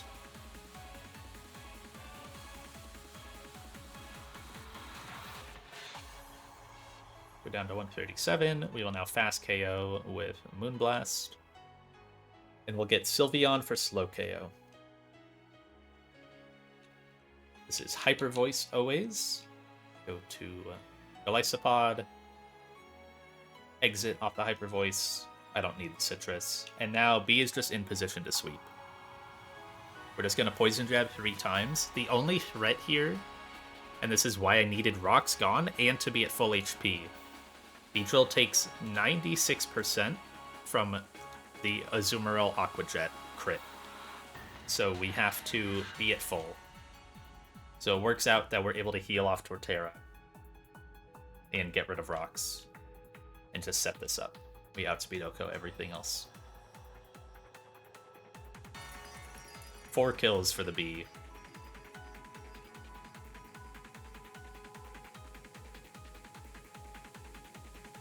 Putting him up to kind of a dumb amount, but 113. He's really, really close to passing Conkeldurr. I don't know if he'll actually do it. There's only 2 fights left. Who else? Greninja got 1, and Rare Enamorus kill. By rare, I mean it's second.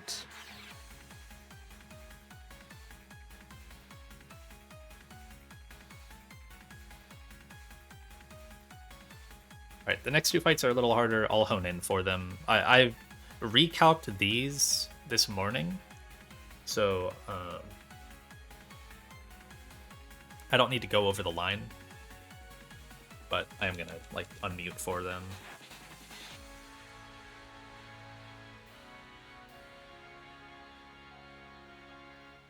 I do need Double Scarf. Do I have Double Scarf? I have Banned Scarf.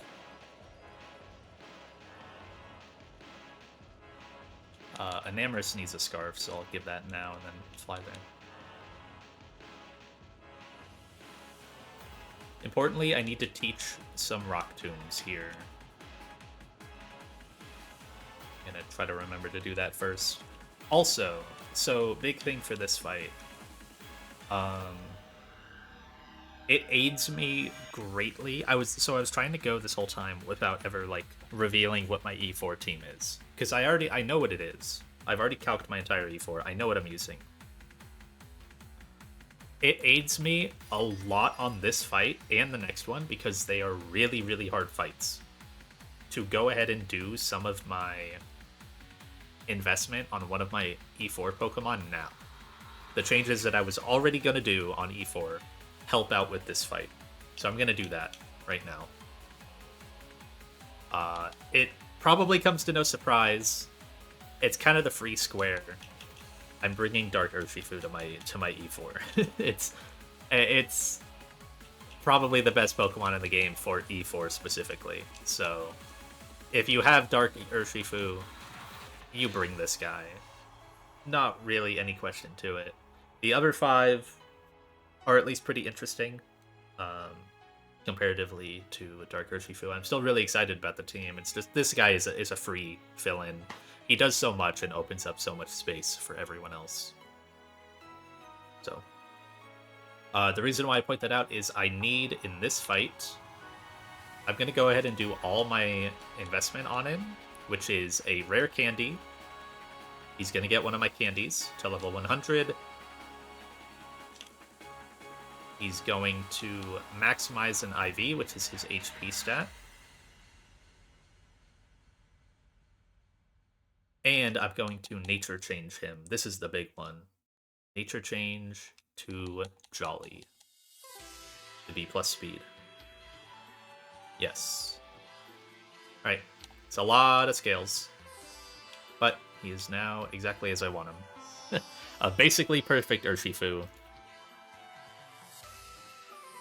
I'll go ahead and note all the investment. So this was Urshifu HP. I think it was 50. I have it in my calc still. Where's that guy? Yeah, 15 to 31.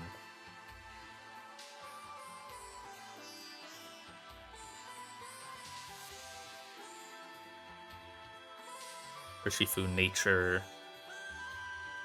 Or I'll just go ahead and say Urshifu Naughty to Jolly.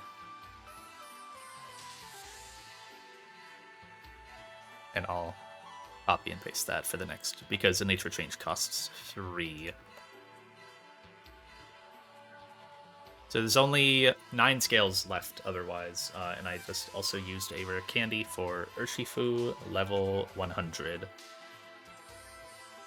After the 2 fights today, I'll go get the last rare candy and heart scale I'm missing. I have not picked them up yet. I also used the Ice Beam TM.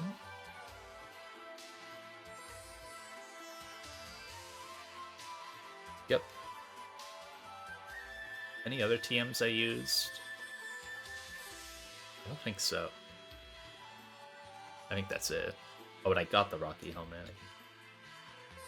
Take this off. I got all of this, except for the Focus Sash so far.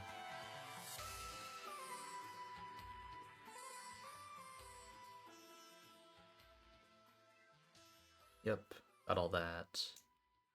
The Dragon Gem is not in this list, but I did get the Dragon Gem. It's just missing from the list. I don't think I've used any other TMs.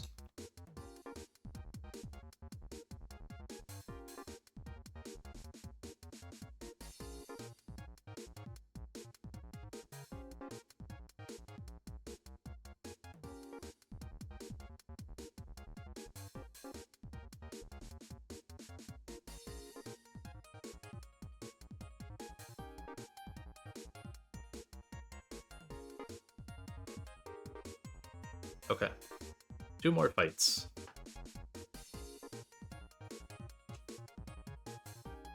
Go ahead and put together the rest of the team. That is all the investment I'll be doing. The only things that I'm giving up now, or from now on, are sacks.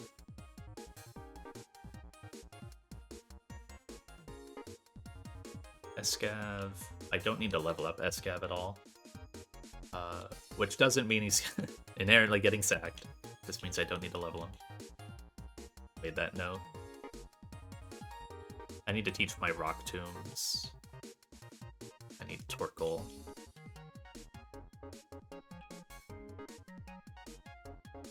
While I'm here, I need to pre-sleep my Torkoal.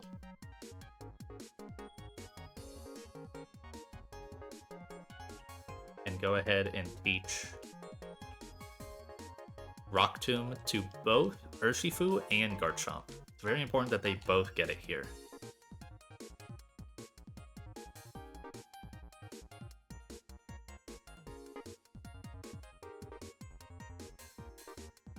Very nice. Okay. So let's go ahead and import this altered Urshifu set. He is now Jolly. I do not need plus attack anymore. Plus speed is much better, and it's the main reason why I'm swapping for this fight. I was obviously already going to do this for e4, but this works out really, really well for me to do it right now.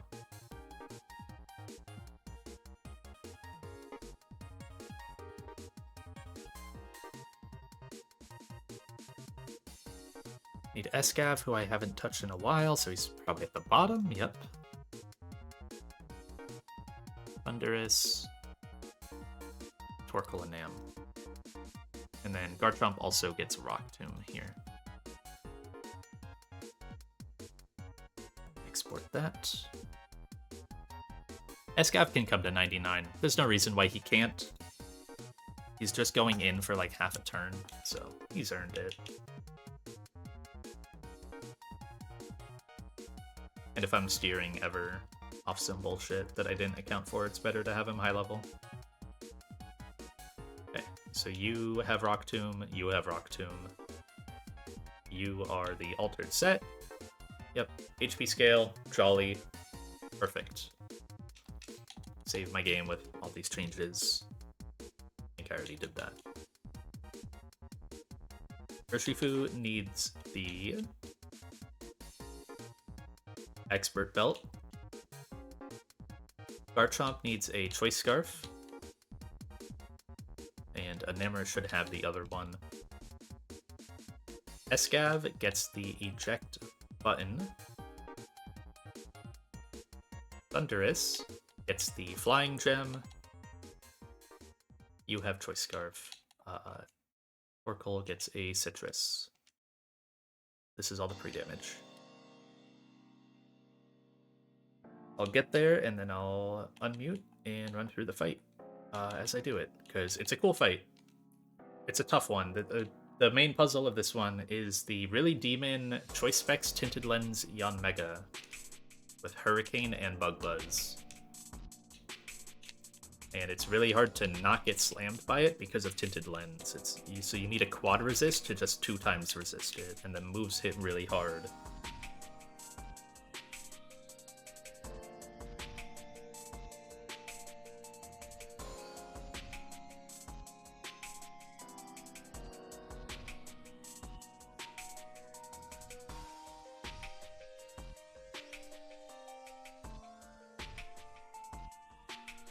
Koichi should be up here.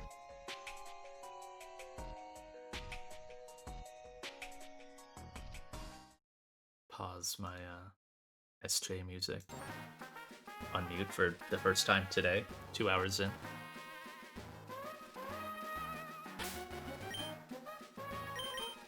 Double check. Jolly Guy, Expert Belt, Rock Tomb. Rock Tomb on Chomp with Choice Scarf. Eject button Escavalier. That's all he needs. Flying Gem Thundy.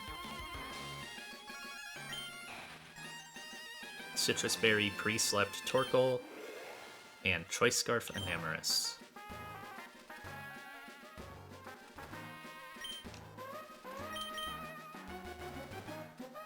And that's the only pre-damage I need is the pre-sleep. Alright.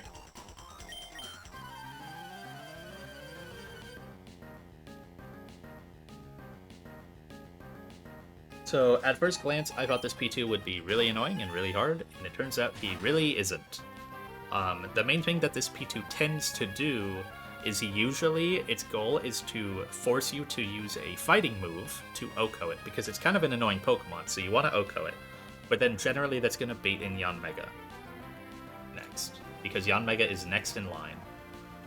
But because I went ahead and scaled my Urshifu to Jolly, I actually outspeed the Yanmega and show it OHKOs with Rock Tomb, so it cannot come in here.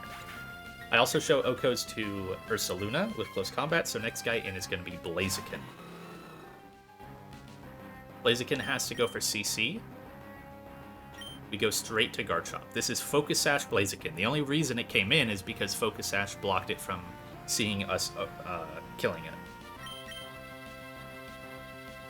We go to Garchomp. I've done this a million times at this point. This Pokemon is so good for it. Breaking Focus Sashes and Breaking Sturdies with its Rough Skin. It takes half from this. Never dies. We are Choice Scarf to match the speed boost. We are just barely naturally faster, but we need a +1 to match his +1. So we now outspeed and KO. This Garchomp also has Rock Tomb, because with Scarf Rock Tomb, it just barely, by a couple % shows max rolls of Rock Tomb killing Yanmega, so it cannot come in here. So this is always Ursaluna. This is Guts Ursaluna. It doesn't have its Flame Orb yet. We gotta get Urshifu back in to kill it.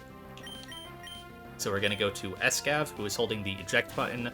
I do not need the eject button in my E4, so I just threw it in this fight to save the guy. Otherwise, this is just a raw sack. I could have put anyone at 1 HP to all these attacks, but I don't need to sack here, and I don't need the eject button anywhere else in the game, so figured I'd use it here to keep the death count a little lower.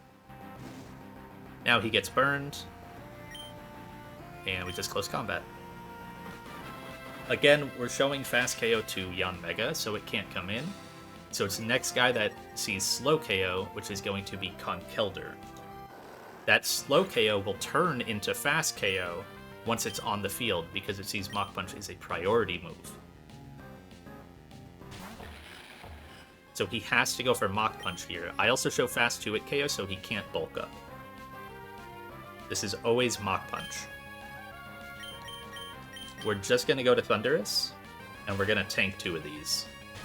The first one is Fighting Gem boosted, the second one is not. It could not Mach Punch on the second one, but it's really likely to, and it doesn't matter if it does or doesn't. I need a damage boost to kill this Conkeldurr. It's time to finally whip out... I thought there was like 10 different moments in the game where I thought I would finally have to whip out Hawlucha Flying Gem Acrobatics, but it turned out it was going to be Thundurus to get it. Get Mach Punch one more time. We finally rip Flying Gem Acro to Oko this Conkeldurr. And then with Acrobatics, we actually just show fast KO to both Pokemon left in the back, which is Yanmega and on-Mega Evolved Gallade. So we just get Yanmega next, and we just fast KO it. We never have to deal with this guy. He's an extremely annoying Pokemon, and we just chain him. Never have to fight him. Now Gallade we cannot actually kill, because it will Mega and become faster.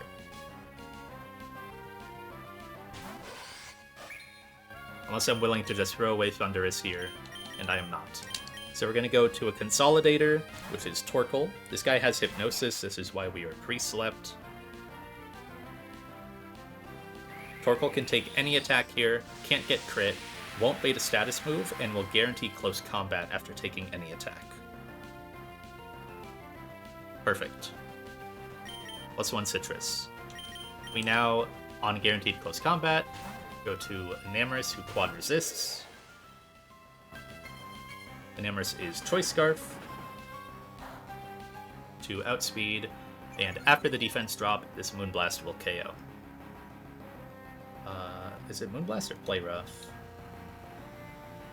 It's either. Okay. Cool.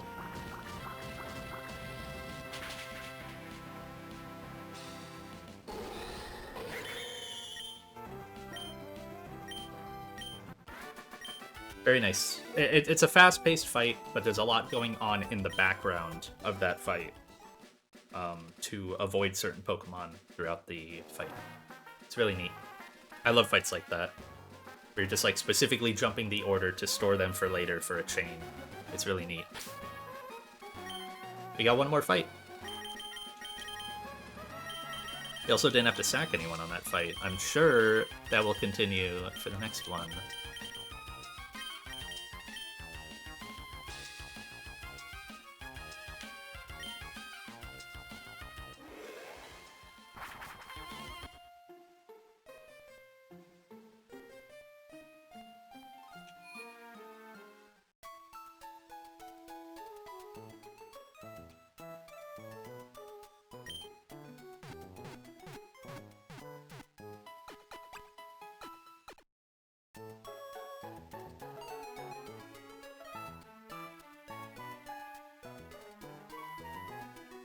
Alright.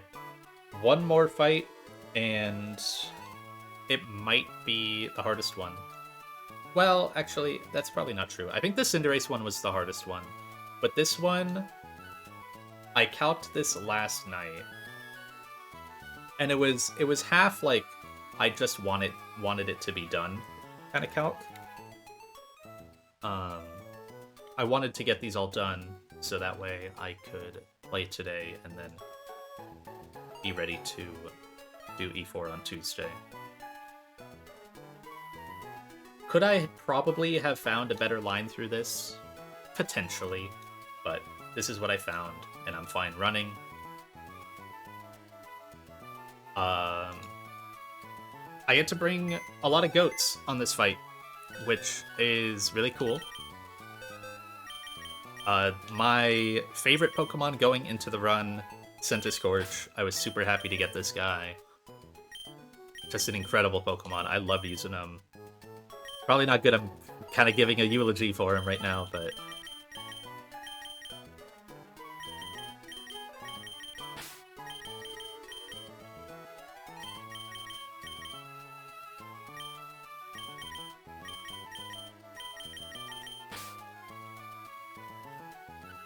Dragapult.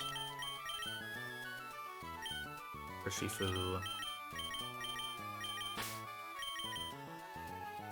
And Togedemaru. Another goat of this run. Really the only fake out mon I ever had in this run. I could have had more if I scaled, but I didn't even get those Pokemon till way later in Grimmsnarl and Sableye. So effectively my only fake out Pokemon for the entire run, outside of Greninja Fling.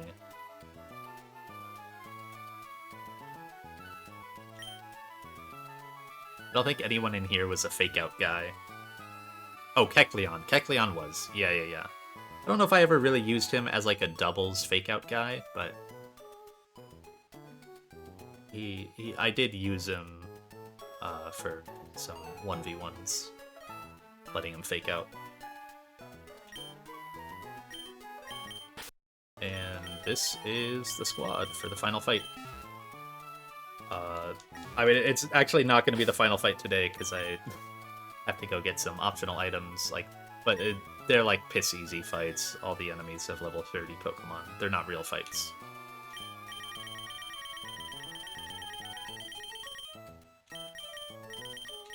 Oh, I only have one more, I think. I'm gonna give Centiskorch the King's Rock.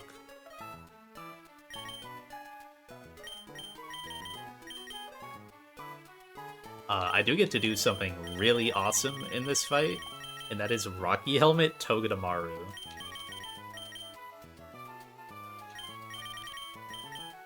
Absolutely unserious Pokemon. Use up the Dragon Gem.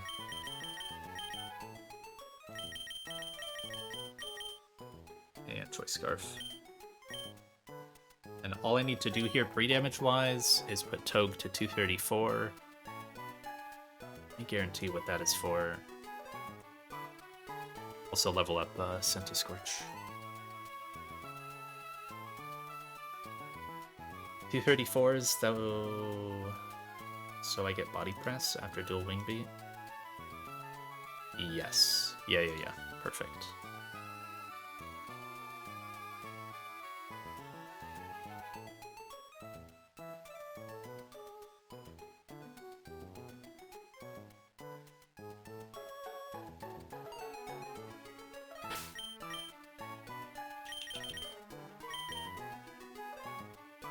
Toge pre-damaged, and Centiskorch coming up.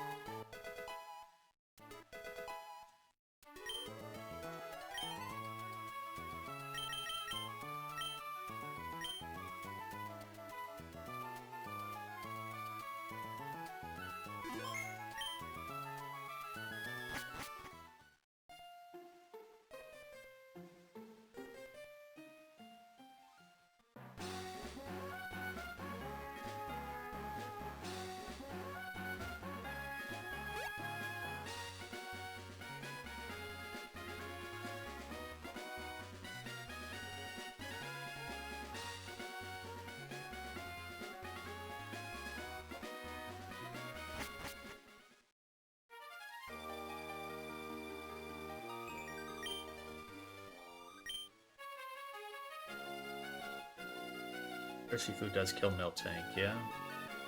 Yes, okay. Even Jolly Shifu does kill Miltank.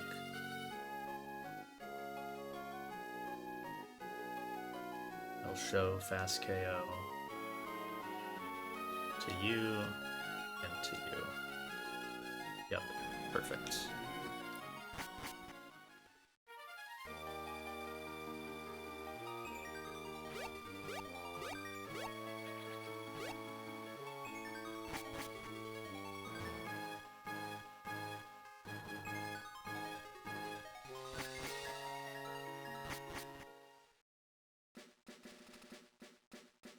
Oh, it was not taking my D-pad input when I walked out here. Oh, yeah, fully blocked off.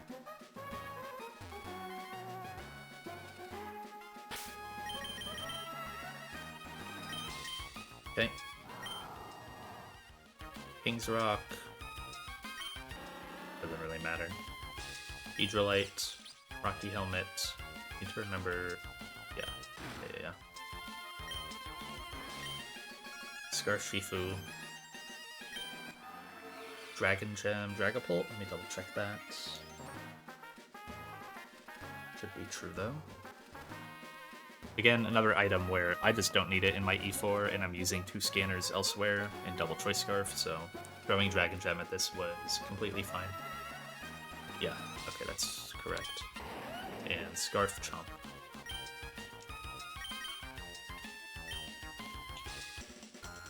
Alright, Timothy.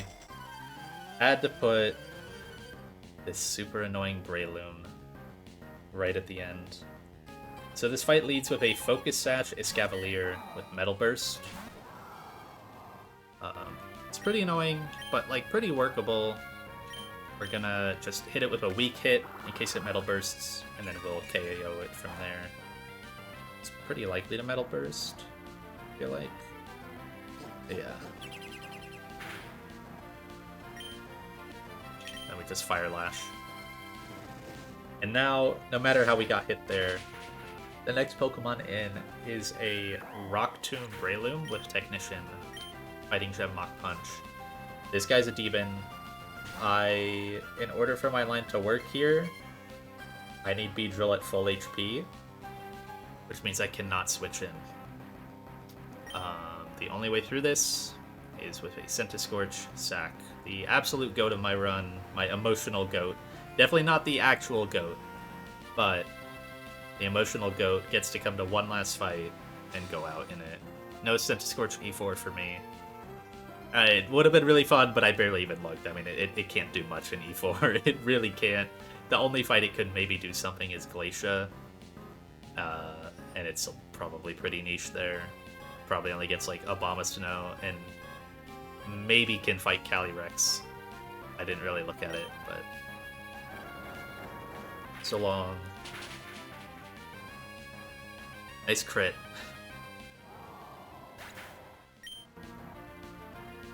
This gets Beedrill in for free. Beedrill, while unmega'd, underspeeds Breloom by 1 point. It's very important that I'm not level 100 here.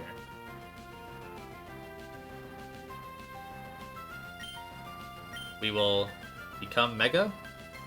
I say that because I was looking at some stuff earlier where I had level 100 Beedrill, and I actually had to roll it back. I had calced out one of the fights prior, and I have it in extra candy. I don't actually need all 4 candies for E4. One of them is just a nicety. So I was looking at using it here, but it actually messes up this fight. Because I start faster than Breloom, so it's encouraged to potentially Mach Punch, I think.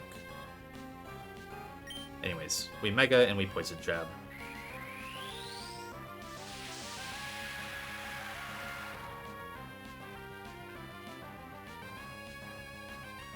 Because we actually get this Breloom down at full HP, we have full control over who comes in next. We outspeed everyone. It's going to be Slow Kill Dragonite. Need to remember to U-turn on this guy. He's going to go for Dual Wing Beat. This guy has multi-scale weakness policy. I kind of don't care about that. Watch how much damage this Dragonite takes from attacking me. We're gonna U-turn to break multi-scale, doing like 10%.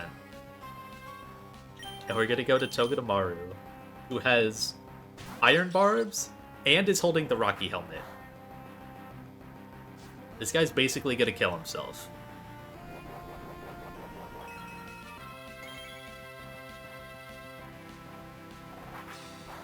It takes a third of its own HP bar from the Rocky Helmet and a fourth of his own HP bar from the Sticky Bar, or the Iron Barbs. And then we did 10% with the U-turn. So now we fake out. And Toga's faster than this D-Knight. And we just kill. He's incentivized to E-speed here now. It's 90-10, whether he does or not, doesn't matter. He did not actually E-speed, wow. He saw the 10% Earthquake kill.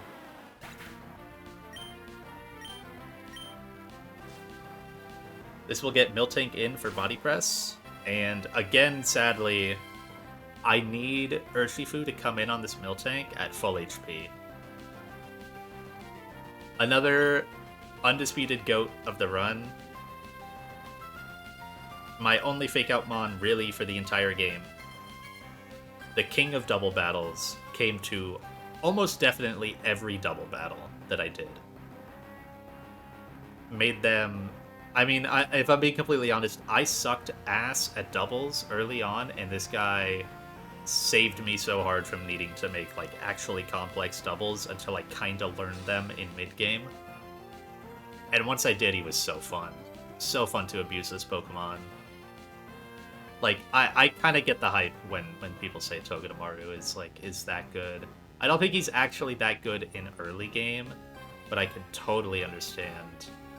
This guy has been crazy. And also the one I got, this is a natural Toge that I got.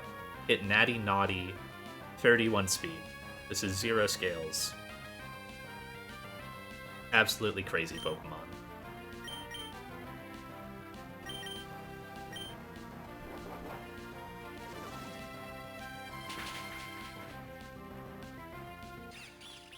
Do I get Rocky Helmet when I die? How does that work? I do, yeah. I don't actually need that chip.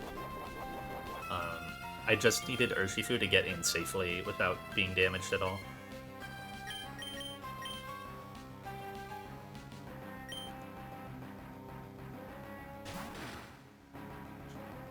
Now we close combat. We are Scarf Urshifu with CC. We show Fast Oko to both Pokemon in the back, so they just come in order. And it should be... Yes, so even though we're -1 Spadef, because we're Choice Scarf, this is guaranteed a Water Shuriken out of Greninja.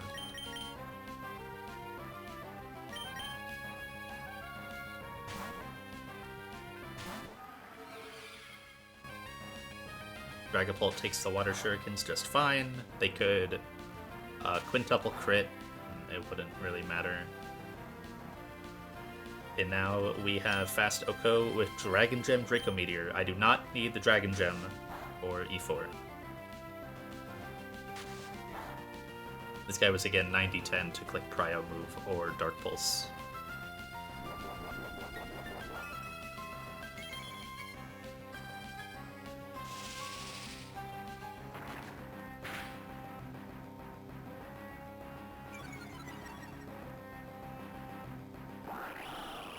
Okay, and one final Pokemon, Mega Lucario.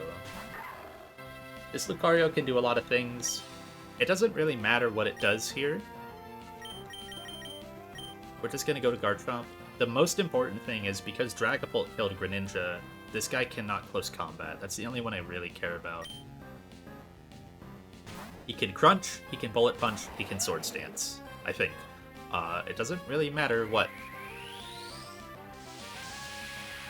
We are Choice Scarf, so that way we outspeed it after. Crunch, probably the worst move to get, but completely fine. No defense drop. KO with DQ. So even if that was crunch crit drop bullet punch crit, we still live.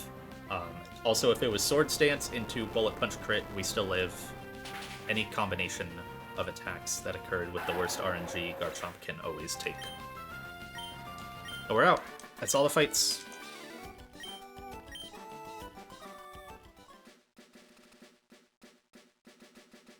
We get our final reward. These berries that I'm not going to use. I do not need the Lychee, the Salic, or the Pitaya berry. They're really cool. Seeing these utilized in E4 is honestly super sick. But I don't need them. Main one we're here for is the Focus Sash. I'm not, there's also Mega Stones to my left. I'm not gonna bother picking them up. I don't have the Pokemon for them. You get to keep that item.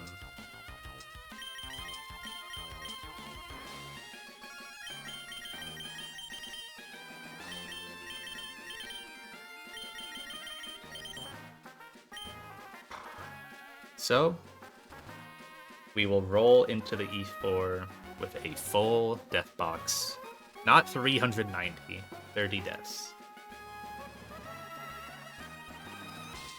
They both got to get one more before going out.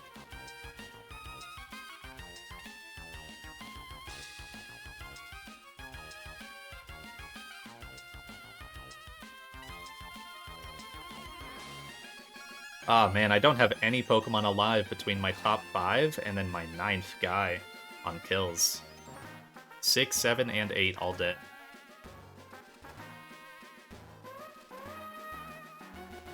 Who else got kills there? Beedrill got one. Urshifu, Chomp.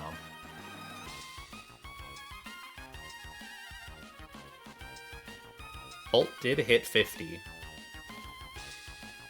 Good for him.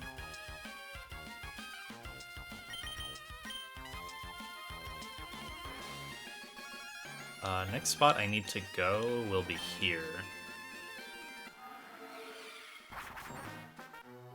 Yeah.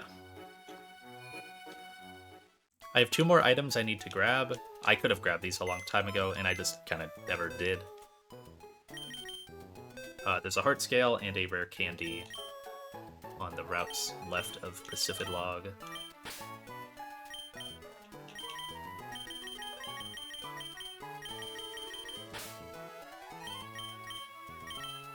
Centiskorch was a day 1 goat. Came in my starting pack. I think every Pokemon from my starting 6 is dead except for Torterra now. Or no, did I get Natu? I think I got Natu in there. Yeah, Natu is the only Pokemon alive alongside Torterra. Of all Pokemon, it's Natu, or Xatu.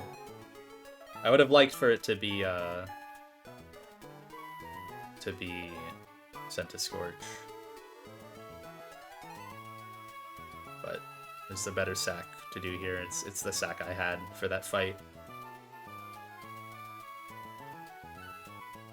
And yeah, Yanma dead, Timber alive, Remoraid dead, Choodle dead, Donphan alive, Kingler dead, or Krabby dead, Kingdra dead, Boltund dead, Eldegoss dead, Togue dead, Clawitzer dead, Musharna alive. Some of these guys who are alive are kind of heinous. Like, there's some really good Pokemon in here, right? We ended with these alive. Somehow. I really was ready to sack Sableye, but then I had the Milotic thing to end up saving its life. Milotic came to 1 fight. This mon was awful. I got it too late, and I got it at an awful level, so it came with no moves. It could not do Milotic things. It didn't come with Aqua Ring or Recover. So this is my moveset. I thought about using this on the Ditto fight, but because I was like, I could delete all my moves except for Splash, but I didn't know if the AI doesn't like Splash or not. Because I don't think there's a single enemy you fight with Splash, so I didn't want to tempt it. at this point in the game. I just went and did the Golisopod thing. This guy's awful, never got used. Seismitoad's kind of meh. Musharna's pretty bad. I actually like this Pokemon, but it's pretty bad. The best thing this did for me was it beat Komodo on Maxi 1, and it synchronized Sassy onto both my Slowbro and my Golisopod. Yeah, I got Sassy on Golisopod, and I got Sassy Slowbro, which was really, really cool.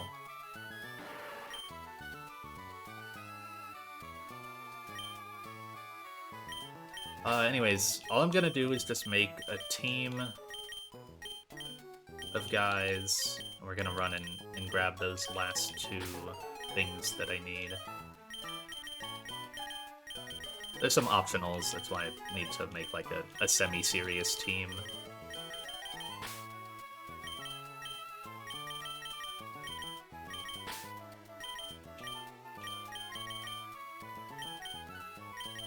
Knight's a good bring. This is a lot of flyers, now that I think about it. Let's bring, like...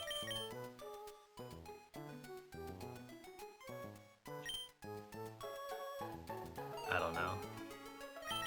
Donphan's okay. Galvantula's fun. I have Thundurus, though. I'll bring Avalugg. That's my goat. Even if I hit trainers, they could just be stuff with, like, level 30 Pokemon or, like, stuff I can handle. And I know what I can and can't sack if I hit an optional.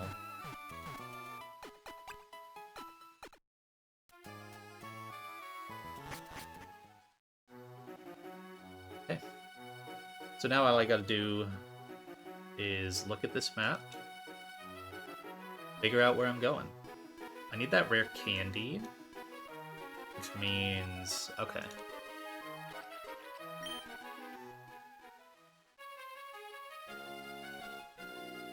I believe I go in right here. So we'll spawn a guy that will walk around. Okay, walks in circles. And then I think I go... yeah, I go right here. There's the final rare candy of the game. Normally you get this one way earlier, but I just kind of didn't. And then I should be able to go left from here.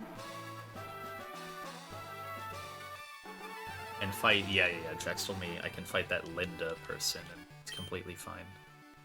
So this should carry me pretty far. Right into a trainer. This person only has 2 level 30 Pokemon, though. I'm not going to count these as frags. They're just darts and darts. Now, if it was Avalugg getting the kills, I might count it.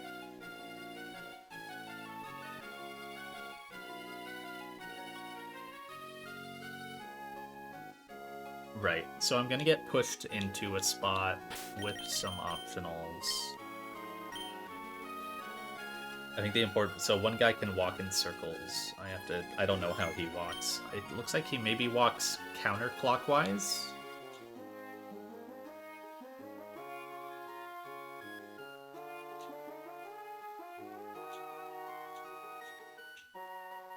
Yes, counterclockwise. Perfect.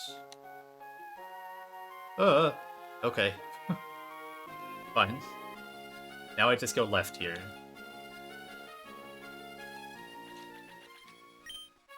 I go here. I gotta run past you.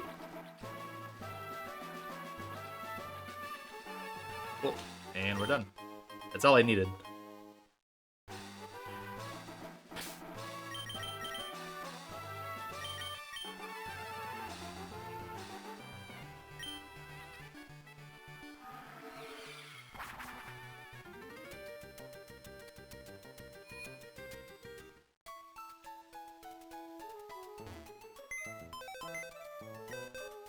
So we'll be good to go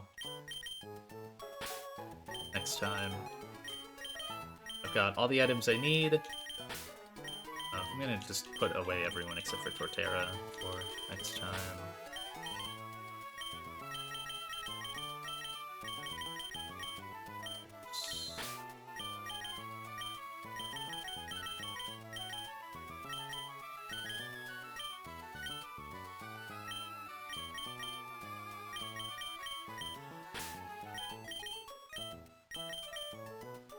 I don't want to put Avalugg over here, but I probably should. Is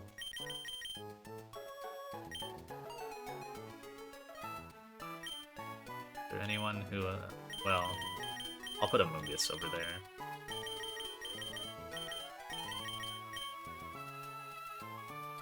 Alright, so yeah. I guess what I'll say is, next time you see me will probably be Tuesday. I will pick a time, probably later in the day, around like 3 or 4 p.m.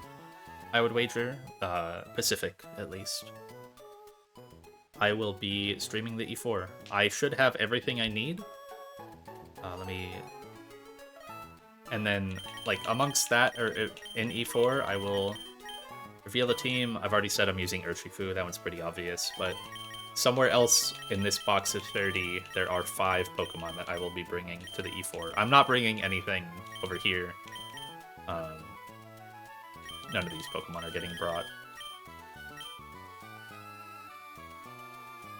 So, somewhere in here are 6 Pokemon that will hopefully let me beat the game. Let me double check my items, make sure I, have everything.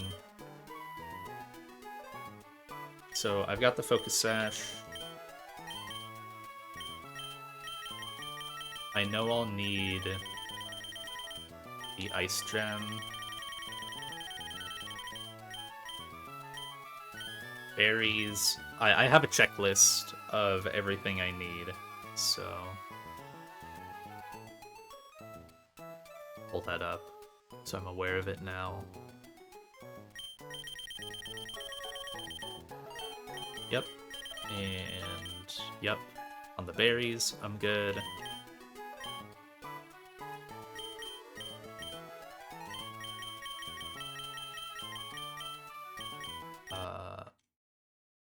I imagine this guy has his... Yeah. Okay. Wondering where all my Mega Stones were. Enamorous E4. It is quite a common Pokemon. If you have it, it's a pretty good E4 guy.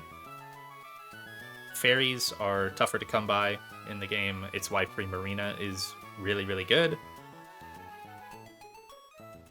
It gives, it has a really good matchup into one of the fights in particular, which is Drake. Enamorous does specifically. I need to make sure I have TMs. I should have the right TMs I need. I've got the HMs I need.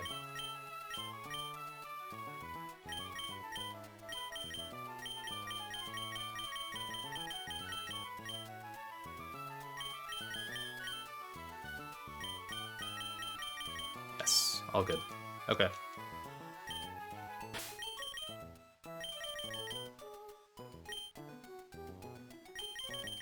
Or save.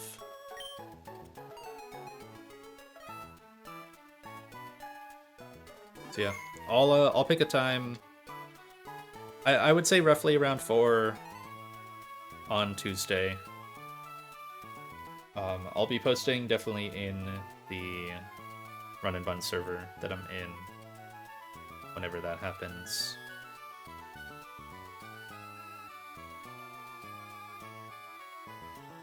Let's see if I can see if anyone is playing Run and Bun right now. I know a lot of people are playing Null.